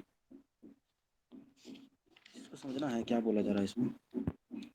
बोला जा रहा है इसमें यही mainly है कि जो ये सिग्निफिकेंट का एक इंट्रोडक्शन का इसको नहीं किया गया, इंट्रोड्यूस नहीं किया गया कि ये कोई सिग्निफिकेंट है या फार रीचिंग क्या है, चेंज बदलाव ऐसा कुछ है जो ऑब्जेक्शनल है। कॉन्स्टिट्यूशन आइडेंटिटी को लेकर ये ऐसा कुछ बता नहीं रहा है, बोल रहा है कि ऐसा कुछ चेंज इसमें नहीं ला रहा है।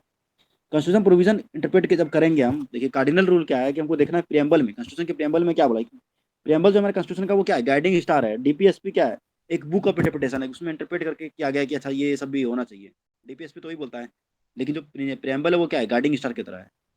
प्रियम्बल हमेशा क्या बोलता है, hopes and aspiration of people, है ना। लेकिन जो डीपीएसपी है वो क्या है, वो अप्रोक्सीमेट ग्राउंड है कि गवर्नेंस को इस तरीके से कंट्री को गवर्न करना चाहिए, ठीक है। तो इस केस में ये बोला गया कि जो कॉन्स्टिट्यूशन में जो अमेंडमेंट हुई है वो मॉडलिटी एवरेज कर दे रहा है, मतलब थोड़ा बहुत शॉर्ट कर दे रहा है या बदल दे रहा है इक्वलिटी प्रिंसिपल को under article 19 clause 1 sub clause जी। लेकिन हम ये नहीं कहेंगे कि ये वॉलेट कर दे रहा है बेसिक स्ट्रक्चर को, कॉन्स्टिट्यूशन को। अगर हम ऐसे प्रिंसिपल को एक्सेप्ट करेंगे तो constitution would not able to adopt. Society क्या है, डायनेमिक है, डायनेमिक सोसाइटी है, बदलता है हमेशा, समाज बदलता है, उसके हिसाब से क्या करना चाहिए हमें, थोड़ा अपना उसके अकॉर्डिंग अपना प्रिंसिपल को भी तो एक्सेप्ट कर लेना चाहिए ना, सिद्धांत को भी, ये कि हाँ इस प्रिंसिपल को फॉलो किया जाए। लॉ वही रहेगा, लॉ सेम रहेगा, लॉ वुड बी सेम, बस प्रिंसिपल में भी अल्टर डिफर कर सकता है प्रिंसिपल की, चलिए सिद्धांत ये मान लेते हैं, ये मान लेते हैं, बेसिस वही रहेगा लॉ, बेसिक स्ट्रक्चर को वॉलेट नहीं होना चाहिए। लेकिन ये बात वही बात बोला गया जिसमें बोला गया वही कि 93rd अमेंडमेंट कॉन्स्टिट्यूशन वो वॉलेट नहीं कर रहा है बेसिक स्ट्रक्चर को, so far as it relates to education institution. जिस बात तक हम जा रहे हैं, जिस चीज़ की हम बात कर रहे हैं एजुकेशन इंस्टीट्यूशन में रिजर्वेशन को लेके, वो उस चीज़ को वहाँ वैलिड नहीं कर रहा है। तो मेजोरिटी था 4:1 का, उसमें बोला गया court left the validity of the amendment undecided in so far is apply to private aided unaided education institution because no such institution came to the court to challenge validity. Bhandari justice थे पूरा वही बात बोला था कि जो भी जो ओबीसी कोटा का जो भी रिजर्वेशन है प्राइवेट इंस्टीट्यूशन में वो वैलिड कर रहा है बेसिक स्ट्रक्चर को, उन्होंने बोला वैलिड कर रहा है, अनकॉन्स्टिट्यूशनल बोल दिया उन्होंने। कैसे बोला इसको देख लेते हैं थोड़ा। बोला कि बेसिक को वैलिड कर रहा है क्योंकि सिटीजन को क्या कर रहा है, फंडामेंटल राइट जो भी है ऑक्यूपेशन को लेके running and this case reservation is an unreasonable restriction that infringes this right so by destroying the autonomy and sense of an under institution. तो बोला गया कि whether the 93rd amendment act 2005 would be constitutionally valid और not so far as concern is not open to. ये बोला गया कि वो देखा जाएगा पार्टिकुलर केस को, एप्रोप्रिएट केस देखा जाएगा उसमें, ठीक है, उस पर डिसाइड करेंगे हम। ऐसे नहीं डिसाइड कर सकते हैं कि हाँ जो प्राइवेट अनएडेड इंस्टीट्यूशन है वो उसमें वैलिड हो रहा है कि नहीं हो रहा है। ठीक है, तो ये था। अच्छा, इसमें और इशू आया था इसमें, इसी केस में, कि वेदर 15 क्लॉज 4 और 15 क्लॉज 5 जो है म्यूचुअली कॉन्ट्राडिक्टरी है कि नहीं। 15 क्लॉज 4 और 15 क्लॉज 5 बोला गया कि, क्योंकि बोला गया कि 15 क्लॉज जो 5th है ना वो थोड़ा अल्ट्रा वायरस है। 15 क्लॉज 5 क्या है, वो अल्ट्रा वायरस है। तो कोर्ट ने वही बोला कि जो प्रिंसिपल है, बेसिक प्रिंसिपल है कॉन्स्टिट्यूशन इंटरप्रिटेशन का, कि जो भी प्रोविजन है कॉन्स्टिट्यूशन का वो भी है, ठीक है। मतलब इस तरीके से कोई भी प्रोविजन को हम इंटरप्रेट नहीं करेंगे कि दूसरा जो भी प्रोविजन है कॉन्स्टिट्यूशन का वो इनअप्रोप्रिएट हो जाए। ये क्या बोलना चाह रहे हैं हम, कि इस तरीके से हम इंटरप्रेट नहीं कर देंगे किसी भी प्रोविजन कॉन्स्टिट्यूशन का कि दूसरा प्रोविजन है कॉन्स्टिट्यूशन का वो इनऑपरेटिव हो जाए। क्योंकि जो आर्टिकल 15 क्लॉज 4 है वो इंट्रोड्यूस किया गया था, उस वक्त इंट्रोड्यूस किया गया था जब कम्युनल गवर्नमेंट ऑर्डर आया था स्टेट ऑफ मद्रास वर्सेस चंपकन दुराजन के केस में, जब स्टार्ट डाउन हो गया था। ठीक है, 15 क्लॉज 4 तब हुआ था जब जब चंपकन दुराजन वाला जो केस था वो स्टक डाउन किया गया था।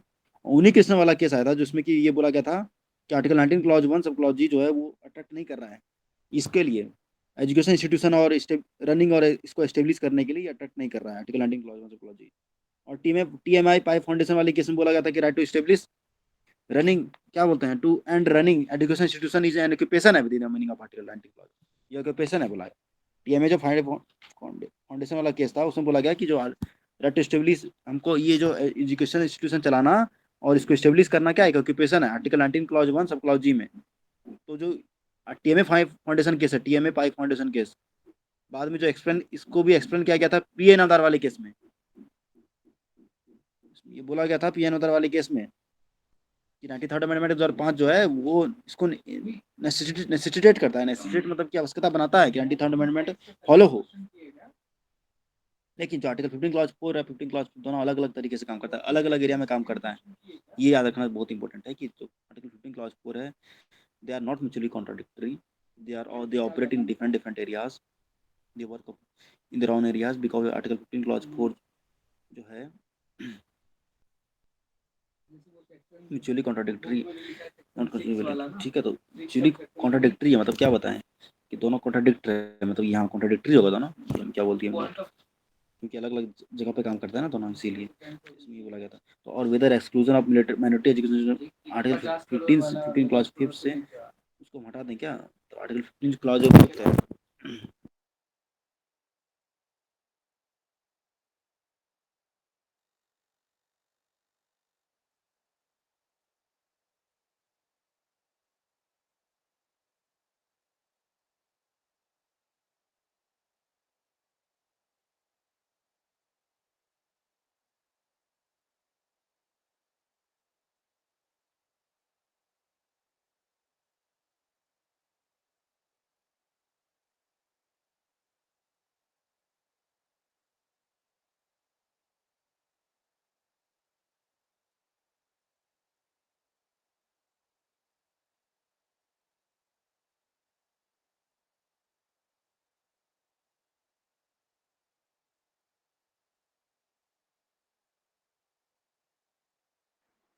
Pardon.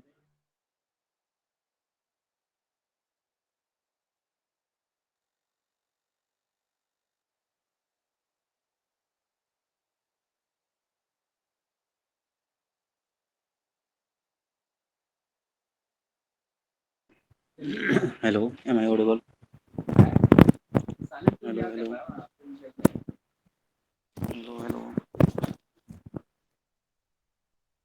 देखिए अलग अलग बातें बोली गई थी इसमें, ठीक है। मेनली जो मुझे समझना है कि जो सेंट्रल जो एजुकेशन इंस्टीट्यूशन जो था रिजर्वेशन एडमिशन एंड एक्ट 2006 वाला कॉन्स्टिट्यूशनली उसको बोला क्या वो इनवैलिड है, डेफिनेशन बैकवर्ड क्लास में क्या वो नहीं आएगा। और जो बैकवर्ड जो क्लास है उसका आइडेंटिफिकेशन जो हम कर रहे हैं तो क्या कास्ट बेसिस पे क्या कॉन्स्टिट्यूशनली वैलिड है, कि हम किसी भी बैकवर्ड क्लास को उसके कास्ट बेसिस पे हम उसके वैलिडिटी को हम कॉन्स्टिट्यूशनली हम सही बोलें, ठीक है। तो वही बोला गया कोर्ट में, हेड बोला कि जो आइडेंटिफिकेशन है ओबीसी का ये हो टोटली क्या है बाउंडेड है इंदिरा साहनी के केस से, क्योंकि जो भी ओबीसी के बारे में बताया गया था उसमें भी बताया गया था ना इंदिरा साहनी के वाले केस में क्या क्या बोला गया था कि कास्ट जो could not be sole determinant. हम पहले बताया कि बैकवर्डनेस को चेक करने के लिए caste should not be the sole और डिटर्मिनेंट फैक्टर होना चाहिए। ये एक कास्ट फैक्टर नहीं हो सकता है किसी को एजुकेशनली सोशली देखें हम एजुकेशनली देखेंगे, इकोनॉमिकली भी देखेंगे और एजुकेशनली भी देखेंगे, सोशली भी देखेंगे, सब तरीके से देखेंगे। तो इसी बैंडिंग प्रेसिडेंट के मद्देनजर रखते हुए कोर्ट ने बोला had no option but unanimously hold that caste could not be the sole determinant of backwardness और इवैल्यूएटिंग लिस्ट प्रिपेयर्ड जो नेशनल कमीशन का तरह जो लिस्ट बनाया जाता है बैकवर्ड क्लास को लेकर स्टेट कमीशन और बैकवर्ड क्लास, सबने बताया यही कि चीफ जस्टिस जो भी था, चीफ जस्टिस ने बताया, क्या बताया चीफ जस्टिस ने भी बताया कि जो वेरियस क्राइटेरिया है, इंडिकेटर्स है, जो मेडल कमीशन की तरह जो दिया गया था उसको ही अकाउंट में लिया जाएगा। जो मेडल कमीशन की तरह जो बताया गया था कि ये क्राइटेरिया होना चाहिए, इंडिकेटर होना चाहिए, क्या सोशल एजुकेशन इकोनॉमिक जो क्राइटेरिया है उसको कंसिडर किया जाए और consequently determination socially and educationally backward class SEBC जो है is done not solely based on caste and hence identification of जो किसी का पता करना है इज नॉट वॉलेटिव, इसीलिए article 15 clause 1 of the constitution का ये वॉलेटिव नहीं था, ये बोला गया था इसमें। ठीक है, और क्रीमी लेयर को क्या हटा देना चाहिए एसईबीसी से, तो बोला गया कि नहीं, आइडेंटिफिकेशन जो है एसईबीसी का उसको कंप्लीट नहीं कर रहा है ये। ठीक है, तो विदाउट इसका, हाँ क्रीमी लेयर को इसको हटा देना पड़ेगा इसमें, इसको अलग रखना है। ठीक है, ये बोला गया इसमें, क्योंकि आइडेंटिफिकेशन में नॉट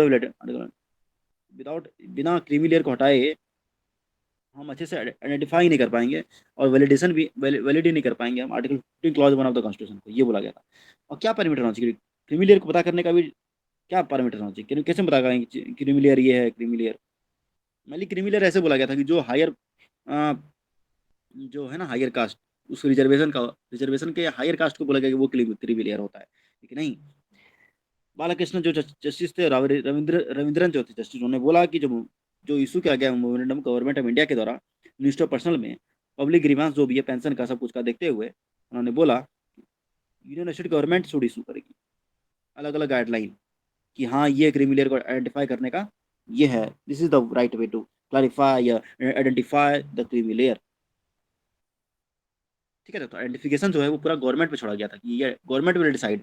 वैसे भंडारी जी ने बहुत, दलवीर भंडारी जस्टिस ने बोल दिया था ऑलरेडी कि हाँ जो चिल्ड्रन फार्मर का कोई है गवर्नमेंट प्रेजेंट एमपी का या एमएलए का कोई है तो उसको उसको क्या हटा हटा दिया जाएगा, उसको 21% जो ओबीसी कोटा है उसमें नहीं लिया जाएगा उसको। ठीक है, ये तो बहुत बोला गया था उन्होंने। तो कौन आएगा कौन नहीं आएगा वही है, सिंपल वही रखना है दिमाग में कि ठीक है। तो क्रीमी लेयर को क्या प्रिंसिपल जो है क्रीमी लेयर का वो क्या एससी एसटी के लिए अप्लाई होगा, ये बात भी बोला गया था। तो हम लोग No, ऑलरेडी देख, हाँ not applicable to SC/ST category.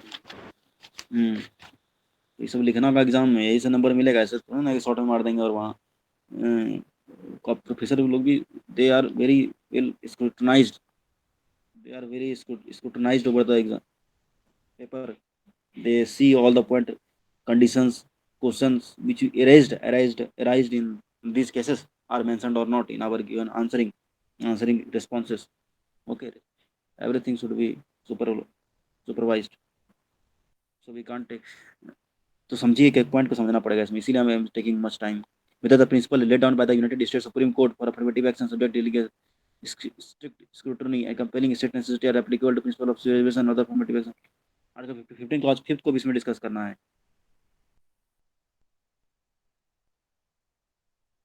बोला गया कि हाँ होगा, मतलब एप्लीकेबल नहीं होगा इसमें, ये बोला इस compelling state necessity are not applicable for challenging the validity of this. तीन टर्मिनोलॉजी है, इसको ये समझिएगा। सब्जेक्ट लेजिस्लेशन जो प्रिंसिपल यूएस सुप्रीम कोर्ट के द्वारा किया गया था, यूएस सुप्रीम कोर्ट के द्वारा तीन कंडीशन दिया गया था, subject legislation, strict scrutiny and compelling state necessity, ये एप्लीकेबल नहीं होगा इसको वैलिडिटी को चैलेंज करने के लिए। ठीक है, तो अलग अलग तरीके से चैलेंज किया गया था ना। देखिए जब कोई आर्टिकल चैलेंज होता है ना, अलग अलग का लॉ, यूएस का लॉ उठा लिया जाता है। ठीक है, ये लॉ वहीं का भी लॉ, लॉ कहीं भी चैलेंज करना है बस कंटेंट चाहिए ना, कंटेंट एडवोकेट को कहीं का भी लॉ ला के बस इसको दे देना है, कंडीशन डाल देना है कि हाँ इस कंडीशन से ये वैलिड हो रहा है। 93rd जो अमेंडमेंट है, ठीक है, जो भी अमेंडमेंट है, सॉरी एक्ट जो भी है, ये central education institution reservation admission act 2006, ये वर्ल्ड का आर्टिकल आर्टिकल 55 भी नहीं कर रहा है। तो उसमें बोला गया कि एप्लीकेबल ही नहीं होगा इसको, इसको चैलेंज करने के लिए इस एक्ट को। तो कुछ भी उठा के लेते आता है तो थोड़ी ना एप्लीकेबल हो जाएगा। और delegation power to the union government is to determine as to who shall be backward class, ये बोला गया। कोर्ट ने बोला कि जो पावर जो डेलीगेशन है दी गई है यूनियन गवर्नमेंट को डिटरमाइन करने के लिए, वो excessive delegation not excessive delegation नहीं होना चाहिए, कॉन्स्टिट्यूशनली वैलिड होना चाहिए तब हो। तो मैंने यही समझे अंतिम जो कंक्लूजन आया कि whether the quantum of reservation provided for in the act is valid. या जो 27% जो सीट है SC BC के लिए वो क्या रिजर्व के लिए होना चाहिए, और जो रिजर्वेशन का जो क्वांटम है जो एक्ट के लिए इस एक्ट में वो वैलिड है। जो 27% जो सीट है वो SC BC के लिए वो क्या रिजर्व होना चाहिए। कोर्ट ने बोला 27% ऑफ जो सीट है OBC के लिए नॉट इलीगल। ये नहीं है कि 27% सीट OBC के लिए है, ये इलीगल नहीं है। Parliament must be deem to have take इसको कंसिडरेशन, पार्लियामेंट लेगी इसको कंसिडरेशन में हर एक सर्कमस्टांसेस को देखते हुए फिक्स करते हुए 27% रिजर्वेशन होना चाहिए कि नहीं होना चाहिए। तो समरी यही है कि ठाकुर केस का कि आर्टिकल 15 क्लॉज 5 जो state maintain and aided institution है, तो चीफ जस्टिस जो बालाकृष्ण थे उन्होंने बोला वैलिड वैलिड, सबने वैलिड ही बताया। जितना जितने जस्टिस थे शायद भी ने बोला वैलिड है, भंडारी ने बोला वैलिड है, रविंद्रन ने बोला वैलिड है। अब आर्टिकल 15 क्लॉज 5 भी उठा इसमें अनएडेड इंस्टीट्यूशन, जो प्राइवेट अनएडेड इंस्टीट्यूशन है वो क्वेश्चन उस पर छोड़ा गया अनएडेड इंस्टीट्यूशन पे, समझे कि वो होगा कि नहीं होगा। लेकिन जो जस्टिस भंडारी थे उन्होंने बोला अनकॉन्स्टिट्यूशनल है, ये तो बिल्कुल भी इस पे फॉलो ही नहीं होगा, आर्टिकल 15 क्लॉज पे फॉलो ही नहीं होगा। जो भंडारी थे, लेकिन रविंद्रन ने, पसायत ने, जो बालकृष्ण ने, सब जस्टिस ने यही बोला कि ये बिल्कुल अनएडेड इंस्टीट्यूशन पे छोड़ देना चाहिए कि ये है सही कि नहीं, मतलब इतना होना चाहिए कि नहीं होना चाहिए 27% सीट। लेकिन जो OBC का आइडेंटिफिकेशन आप कैसे करो कि हाँ ये OBC के अंदर आता है, तो कास्ट नहीं, कास्ट होगा लेकिन ये सिर्फ नहीं, कास्ट ही नहीं होगा, कास्ट होगा, कास्ट तो होगा ही, लेकिन सिर्फ कास्ट नहीं होगा। क्रीमी लेयर को इसमें हटा दो, क्रीमी लेयर को इसमें एक्सक्लूड कर दो, ये बोला गया इसमें क्रीमी लेयर को शुड बी एक्सक्लूडेड। और हमेशा रिव्यू देखा जिसको जांच किया जाएगा, टेस्ट किया जाएगा कि हाँ सच में ये जो लॉ है, जो रूल है SC BC वाला, वो सही चल रहा है कि नहीं चल रहा है। तो हर एक 10 साल में, 10 साल में देखा जाएगा या 5 साल में देखा जाएगा। ठीक है, 3-4 बात था जो बोला गया था, सबको लिखना है एग्जाम में, सब लिखेंगे मार्क्स मिलेगा, अच्छा मिलेगा, 80%, 70%, 70%, 80% तक भी जा सकता है। If our answer should be effective, but answer should be effective. Judgement significant था सोलने के लिए इस exclude the creamy layer from joining the benefit of इसी कोटा, सिग्नलिंग दैट रिजर्वेशन के लिए ये सब बोला गया, मतलब कि जो क्रीमी लेयर है उसको हटा देंगे, OBC कोटा के बेनिफिट के, मतलब जो OBC कोटा बेनिफिट ले रहा है उससे हटा दिया जाएगा, क्रीमी लेयर को हटा दिया जाएगा। दूसरा वही बोला गया मुझे कि जो रिजर्वेशन होगा उसको बार बार देखा जाएगा, पीरियडिकली चेक किया जाएगा। ठीक है, रिजर्वेशन जो भी एजेंडा है क्वेश्चन क्या, पढ़ाई जस्टिस ने यही बोला। तो ये तो इतना था इसके लिए। Now to the next case, can you read, can you say me the next case, what is the next case?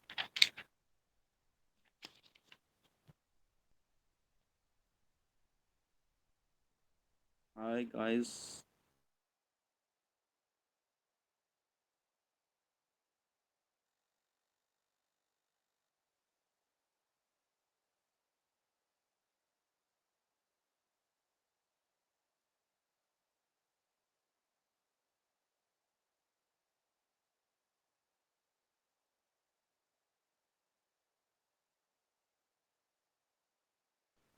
Hello Pradesh भाई, हेलो हेलो प्रदेश भाई, हाँ हाँ बोलिए। Where are you bro? Yes, I am listening. Are you listening me और not? I are feeling bored? No, no, I am listening. No, I am thinking that you are sleeping. No, no, no, I am not. Okay then it's right bro. Gulshan Prakash versus state of Haryana ना, Gulshan Prakash versus state of Haryana, what is mentioned in this case? Gulshan Prakash, You are not properly audible. Please speak loudly. I am not properly audible, is the recording is going on or not bro? Yes, it's going on. Then you may, if you have any doubt then you may listen it again, ठीक है, because the thing which is No, just very, a few seconds. You just not audible. Now you are audible. No issue. okay, now I am audible, then it's well good. Mm, I'm moving to the next case because the next case is very interesting. uh, Gulshan Prakash Institute of Haryana, exactly, I have also not gone through these cases. I'm out of station, I've already informed you. Whatever you have just concluded the previous case, Ashok Kumar Thakur, here is the crux of this case. The question: and the answer. 2 lines, 3 lines. This is a very important. You all may go through this case mate for this issues and the answer in the case mate. Okay, there are 13 issues has been occurred, and the answer is also given in the case mate. Yeah, we'll move to the next case, Gulshan. Prakash, I will sum up again in the next day. I am going to wind up because time is very high and it's a time Now for you just wind up. continue your तो work. Gulshan Prakash, yes, Gulshan Prakash versus state of Haryana 2009 वाला case, 2009 वाला case है ये।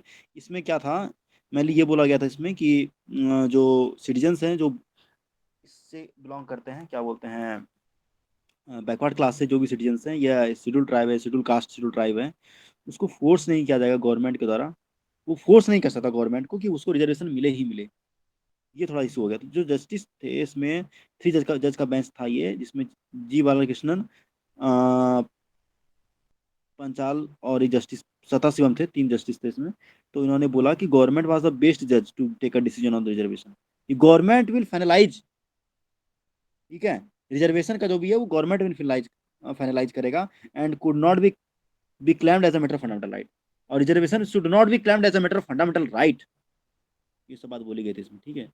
तो ये petition को dismiss कर दिया गया था, जो भी था डायरेक्शन देते हुए हरियाणा गवर्नमेंट को कि रिजर्वेशन जो भी आप दे रहे हो, ठीक है, एससी और एसटी को पोस्ट ग्रेजुएट मेडिकल कोर्सेज में, ठीक है। तो जो बेंच जो उन्होंने बोला, पॉइंट जिसको पॉइंट आउट किए बेंच ने, जो पॉइंट आउट किया था कि it was for the state government to decide कि वेदर टू प्रोवाइड रिजर्वेशन और not. It's totally the discretion of the state government to finalise, to declare that reservation should be claimed or not, and it could not be claimed, reservation should not be claimed as a fundamental right, as a matter of fundamental right।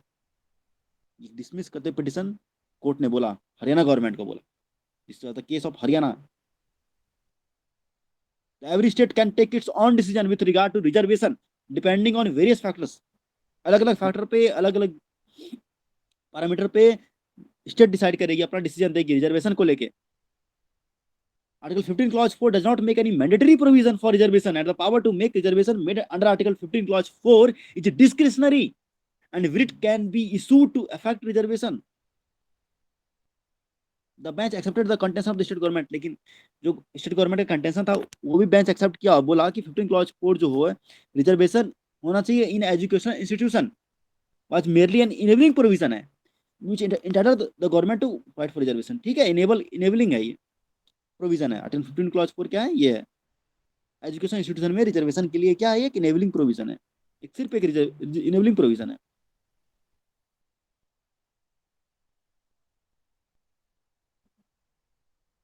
इसी तरीके से article 16 clause 4 जो बोलता है वो क्या बोलता है कि पब्लिक एम्प्लॉयमेंट में भी रिजर्वेशन हो सकता है, इसी लैंग्वेज में, इसी तरीके से मतलब। और बेंच ने क्लैरिफाई भी किया कि जो जजमेंट को लेके कि जो सब क्लॉज 415 का है, sub clause 4 of article 15 and 16 is only an enabling provision. इसको लिख लेना है, इनेबलिंग प्रोविजन है सिर्फ ये स्टेट गवर्नमेंट के लिए, ये डिस्क्रिप्शन है स्टेट गवर्नमेंट का। State government will may be और may not be give reservation, apply reservation for the education institution और in public employment for the benefit of socially and educationally backward classes of citizens and for the scheduled caste and scheduled tribe। तो policy जो decision है reservation को लेके, provide करने को लेके, unless reasonable unreasonable would be protected by article. जब तक ये अनरीजनेबल नहीं होगा तब तक उसको मतलब प्रोटेक्ट किया जाएगा, जब तक कि वो अनरीजनेबल नहीं है। इसीलिए पिटिशन जो डिसमिस हो गया, पिटिशन क्या हो गया जो गुलशन प्रकाश ने जो लाया वो, that petition dismiss because why petition was dismissed। You can't apply petition, you can't file petition before court to force the government to provide reservation as the provision did not provide for mandatory provision, क्योंकि ये provision जो है वो enabling provision है। When you open the Bail Act and see the article 15 clause 4 and 16 clause 4, you may easily decipher that can be easily cleared that this totally it is a crystal clear written there, enabling provision, enabling, discretionary, it is not mandatory, it is not mandatory। article 15 clause holding that article 15 clause 4 did not make a mandatory provision for reservation। The bench pointed out that the principle behind the provision was that the preferential treatment can be given validly when the socially and educationally backward class need it. And state government was the competent authority to decide the reservation in seat, how much seat should be reserved in this category and this category and that category. So we can say at last concluding, I'm concluding this case through that Article 15 Clause 4 and Article 16 Clause 4 is an enabling provision, enabling, and the state government is totally responsible for deciding the reservation in particular state and for that particular category or not. This was the sum up case of, and you may also go through itself to more clarify the concept. This is the overall concept which is clarified. And I am going to move the next case, Rohtas Bhankar versus Union of India.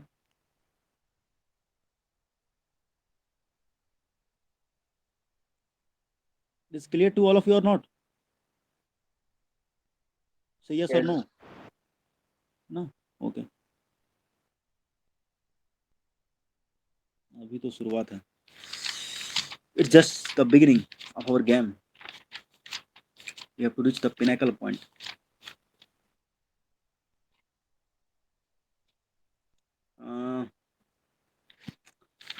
Rohtas bunker वाला case, हाँ मैंने ये था इस case में ना कि in this case as Vinod Kumar versus Union of India was also discussed, okay, and Indra Sani was also discussed in this case, and as Vinod Kumar, mainly as Vinod Kumar versus and another versus Union of India.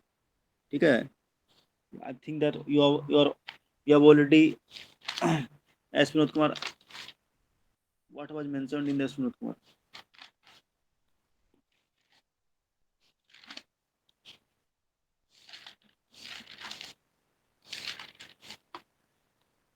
तो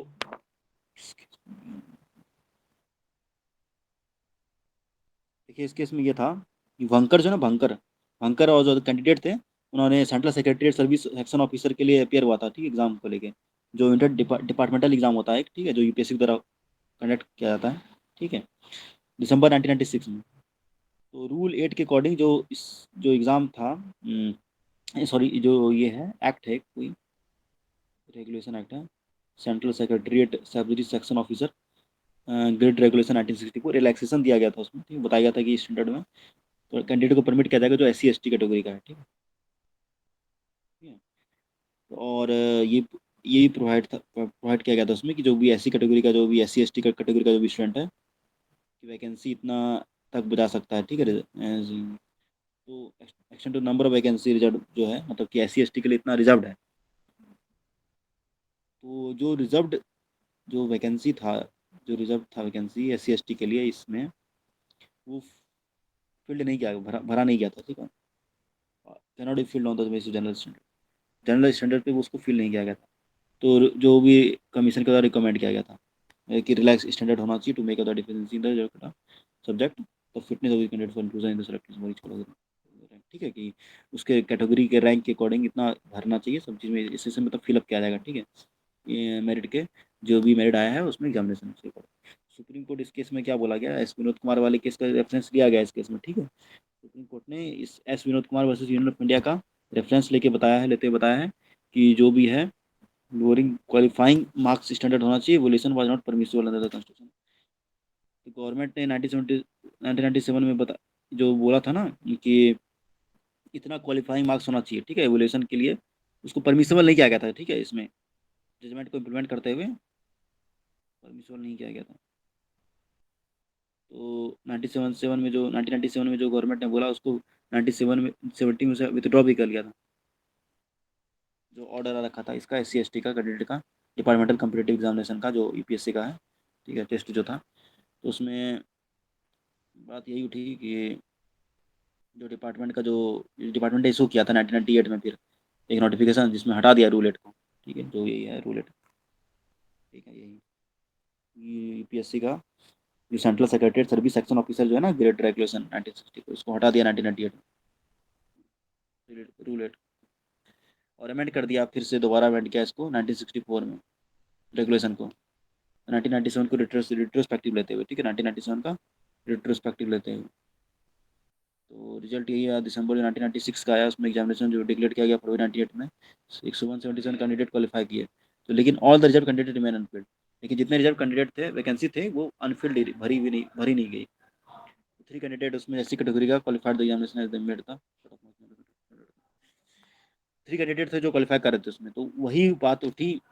उन्होंने चला गया, कहाँ चले गए उन्होंने, cat चला गया, कैट में कि 170 कैंडिडेट इसमें क्वालिफाई किए थे, इसमें के 3 कैंडिडेट थे जो कि उनको मतलब उसमें 3 कैंडिडेट को क्वालिफाइड भी किए थे उसमें, और वो तो पर भी कट ऑफ मार्क्स भी क्वालिफाई कर रहे हैं वो 3 कैंडिडेट को, लेकिन उसमें अनफिल्ड है, जो वैकेंसी है वो अनफिल्ड क्यों है। तो कैट चला गया, जो भी अलग अलग डिपार्टमेंट के थे, पर जो भी थे बंकर थे उसमें से एक अप्लीका अपिलेंट, और ये जो भी एम्प्लॉय था अलग अलग डिपार्टमेंट में, वो सेंट्रल एडमिनिस्ट्रेटिव ट्रिब्यूनल चला गया, बट द एप्लीकेशन रिजेक्ट कर दिया गया, लेकिन वहाँ से भी उसको, ठीक है, स्पेशल पिटिशन लेते हुए डिवीजन ऑफ सुप्रीम कोर्ट में चला गया, ये स्पेशल पिटिशन का फ्लाइट ले लिया, क्या ले लिया, स्पेशल पिटिशन का फ्लाइट लेके सीधा चले गया सुप्रीम कोर्ट। ये बोला अरे रुको भाई, इतना आसानी से शांत बैठ जाएंगे ना, रुक जाओ। बेंच फर्स्ट क्या हुआ, formulate the point for consideration the matter, ठीक है, बेंच ने इस पॉइंट को कंसिडरेशन में लिया, ठीक है, कि whether it was permissible for the authority to fix lesser number of qualifying marks for candidate meta promotion, क्या इतना होना चाहिए क्वालिफाइंग मार्क्स विजय कैंडिडेट के लिए, जो कि प्रमोशन, क्या बात हो रहा है इसमें। तो बेंच ने नोटिस किया थी जजमेंट कोर्ट का, इंदिरा सानी का जजमेंट लिया सुप्रीम कोर्ट ने। फिर कुलदीप सिंह का केस का भी थोड़ा बताया था, लेकिन मैंने इसी को लिया है, ठीक है। और तो वही इसमें यही था कि SC ST का जो कैंडिडेट है वो क्या सच में reduction of marks in departmental, क्या सच में उसका मार्क्स को रिडक्स रिडक्स कम कर दिया जाएगा डिपार्टमेंटल प्रमोशन एग्जामिनेशन में, ठीक है। ये सब बात बोला गया था इसमें, ये है। तो सुप्रीम कोर्ट ने रिजर्वेशन की कॉन्स्टिट्यूशनलिटी को, प्रमोशन को लेके SC ST का 1970 ऑर्डर को वो करते हुए क्लॉज 4A आर्टिकल 16 को कार्ब आउट किया, क्लॉज 4 ऑफ आर्टिकल 16 को 4A का बताया कि रिजर्वेशन जो बेनिफिट है रिजर्वेशन का, प्रमोशन SC ST को प्रमोशन सिर्फ मिलेगा रिजर्वेशन में, क्लॉज 4 में तो वही बोलता है ना आर्टिकल 16 का। तो S Vinod Kumar versus union of India में हम लोग वही पढ़े ना, कि जो रिलैक्सेशन है क्वालिफाइंग मार्क्स का, जो इवोल्यूशन है स्टैंडर्ड रिजर्वेशन रिजर्वेशन के मैटर में, ठीक है, प्रमोशन में जो हो रहा है वो परमिसिबल नहीं है अंडर आर्टिकल 16 क्लॉज 4, आर्टिकल 335 को देखते हुए। इंदिरा सानी में वही देखा गया, इंदिरा सानी में क्या देखा गया, 77 अमेंडमेंट के बाद ही उसके इफेक्ट में आया था ना 1995। एस विनोद कुमार को कंसिडरेशन में नहीं लिया गया CS में, पर इनके एरिया में बोला गया एस विनोद कुमार जो केस है वो पर इनके एरिया में 82nd अमेंडमेंट एक्ट को अपेंड जोड़ा गया इसमें आर्टिकल 335 के साथ। क्या बोला गया थोड़ा ये देखिएगा इसमें क्या है, ठीक है। ये केस को थोड़ा डीपली अगर देखा जाए ना, एनालिसिस किया जाए, तो मेनली वही ये बात हो रहा है कि सीलिंग लिमिट जो है 15% का कॉन्सेप्ट, क्रीमी लेयर का कंपेयरिंग रीजन जो बात बोला गया है मेनली 3 है, बैकवर्डनेस, इनएडिक्वेसी ऑफ प्रिवेंटेशन और ओवरऑल एडमिनिस्ट्रेटिव इफिशियंसी, सबको लिया जाएगा रिक्वायरमेंट में, कॉन्स्टिट्यूशन रिक्वायरमेंट में, ठीक है, विदाउट, जिससे कि आर्टिकल और उस तरीके से लिया जाएगा कि स्ट्रक्चर ऑफ इक्वलिटी जो है ना अपॉर्चुनिटी का, वो कोलैप्स नहीं होना चाहिए।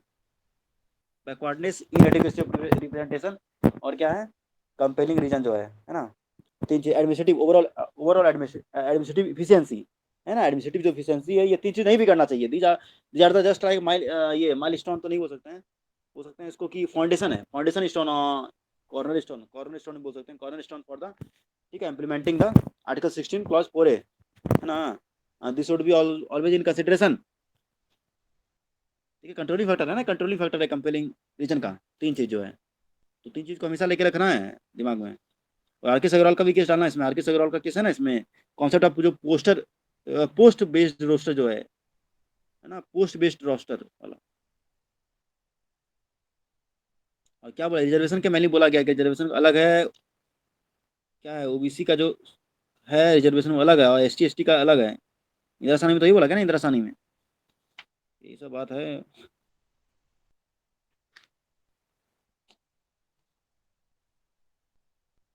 तो जस्टिस फैनली ने क्या बोला, जो RM लोधा थे, खेरर और नरीमन, कुलदीप सिंह का केस को एग्रीमेंट इसका बोला गया कि एग्री करते हैं हम कुलदीप सिंह के डिसीजन से, कुलदीप सिंह का जो केस आया था, और ये बोला गया कि जो सेंट्रल एडमिनिस्ट्रेटिव ट्रिब्यूनल है इस केस में जो एग्जाम्पल लिया है एस विनोद कुमार जजमेंट के बाद, वो गुड लॉ नहीं है, नॉट ए गुड लॉ, एक अच्छा कुछ सही लॉ नहीं बताया गया था उसमें।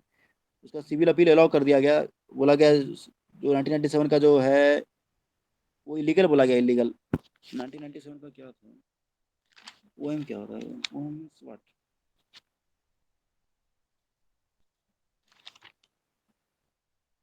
ओएम मतलब क्या होता है? Yes, bro, 1997 OM is declared हाँ illegal, right? हाँ, तो रेस्पोंडेंट, हाँ वही बोला कि रेस्पोंडेंट जो है इसको मॉडिफाई कर दिया था, रिजल्ट सेक्शन ऑफिसर का जो भी था कॉम्पिटेटिव एग्जामिनेशन का जो आ रखा था 1996 का, रिजर्वेशन को लेकर जो प्रोवाइड किया गया है, और ऑल कंसिक्वेंशियल रिलीफ अपीलांट को मिले, ठीक है, हर कंसिक्वेंशियल रिलीफ उसको दिया जाए, अपीलांट को जो भी तरीके से वो अपोज कर रहा है उसको, मतलब उसको जो है जो उसका रिक्वायर्ड जो भी रेमेडी है उसको मिले, और जो भी वो लॉस के अकॉर्डिंग उसको आगे प्रमोट किया जाए, मतलब ये सब बोला गया। और इस चीज़ को सेट असाइड करके 19 ओ एम उसको लीगल बोला गया, ठीक है, तो उसको देख लेंगे, बात दोबारा भी हम क्लियर कर देंगे, ठीक है। तो ये सब चीज़ है जो उनको डालना है इस केस में। आर के अग्रवाल वाला केस बस स्टेट ऑफ पंजाब है, ठीक है, तो और आगे कौन आप से पढ़ाई। केस बोले थे इसको साइड करने के लिए, प्लीज रिपीट। इस केस में देखिए वही बात है, इस केस में हम लोग को 3-4 केस डालना पड़ेगा, रोहतस भंकार भंकार वाला केस जीवन पिंडा है ना, इसमें आपको ये बताना पड़ेगा कि वो जो उसको क्यों नहीं मिल रहा है, उसको प्रमोशन क्यों नहीं दिया गया है ना, क्योंकि हमको पता है इंदिरा साहनी, जैसे इंदिरा साहनी, तुरंत इंदिरा साहनी याद कर लीजिए, जहां प्रमोशन रिजर्वेशन प्रमोशन का बात हो जाए, बैकवर्डनेस और मोर बैकवर्डनेस का डिस्ट्रीब्यूशन अलग अलग चीज है, ये सब याद करिए, तुरंत इंदिरा साहनी का याद कर लीजिए, इंदिरा साहनी केस है, इंदिरा का इसमें इंदिरा साहनी केस डालना है, विनोद कुमार वाला केस डालना है, कुलदीप सिंह का केस क्या है उसको थोड़ा देखना पड़ेगा, क्या है भी याद नहीं आ रहा है मेरे को, ठीक है, और एम नागराज वाला भी डाल दीजिए, सब केस डाल दीजिए, इसमें भर दीजिए, हम सब केस भरना है, इसको लिख लीजिएगा, इस केस में सब केस डालना है मेनली, ठीक है। और विनोद कुमार का जो जजमेंट है, हाँ 4-5 केस डालना ही पड़ेगा, आर के सगरवाल वाले केस डालना पड़ेगा, R K Sabharwal versus state of Punjab, 5 case हो गया, filling of vacancy belonging to different category है ना, हाँ, are K Sagarwal versus EB Chinnaiah डालना पड़ेगा इसमें, ईबी चिन्नैया वाला भी केस, ईबी चिन्नैया, हाँ इतना जन डालना पड़ेगा, ईबी चिन्नैया वाला case state of Andhra Pradesh, R K Sagarwal versus state of Punjab. R K Sagarwal versus state of Punjab में यानी सुप्रीम कोर्ट ने एक्सप्लेन किया था अंतर क्या है, पोस्ट और वैकेंसी अलग अलग चीज है, आर्टिकल 16 क्लॉज 4 को लेके बताया था कि पोस्ट अलग होता है, पोस्ट मतलब होता है कि अपॉइंटमेंट, जॉब, ऑफिस, एम्प्लॉयमेंट, है ना, टू विच पर्सन अपॉइंट, जिस चीज के लिए, जिस पोजीशन को लिए पर्सन को अपॉइंट किया गया था। और वैकेंसी क्या होता है, मतलब अनऑक्यूपाइड पोस्ट और ऑफिस है, वैकेंसी मतलब कि ये पोस्ट भी हो सकता है, अनऑक्यूपाइड पोस्ट भी हो सकता है, और ऑफिस भी हो सकता है। कोर्ट ने ये बोला ना कि अलग अलग है, there must be post in existence to enable the vacancy to occur, क्या बोला गया है कि एक पोस्ट होना चाहिए किसके लिए, इनेबल करने के लिए वैकेंसी को टू ऑकर। तो cadre strength was always measured by the number of post, तो कैडर जो स्ट्रेंथ होता है ना, हमेशा उसको नंबर ऑफ पोस्ट से काउंट किया जाता है, जो कैडर जो बना होता है ना, हमेशा उसको नंबर ऑफ पोस्ट से मेजर किया जाता है। तो हमेशा कैडर में अपॉइंटमेंट जो होता है ना कैडर के लिए, हमेशा उस पोस्ट के रिस्पेक्ट में होता है कि कैडर के किस पोस्ट पे उसको अपॉइंट किया गया है। और वैकेंसी तो अलग हो गया, वैकेंसी क्या हो गया, वैकेंसी मतलब अनऑक्यूपाइड, जो जिस पोस्ट को अनऑक्यूपाइड, जो कोई अभी तक लिया नहीं है, खाली है ऐसा पोस्ट या ऑफिस, उसको बोलेंगे वैकेंसी है, अलग अलग चीज है। तो ये मेनली कोर्ट ने वही concept of vacancy had no relevancy operating the percentage of reservation, तो वैकेंसी का कोई कॉन्सेप्ट जो अप्लाई नहीं, कोई रिलेवेंसी नहीं बनता है, क्या ऑपरेटिंग परसेंटेज ऑफ रिजर्वेशन, कितना परसेंटेज रिजर्वेशन है, उसका कोई इसमें कनेक्शन नहीं है उसके साथ,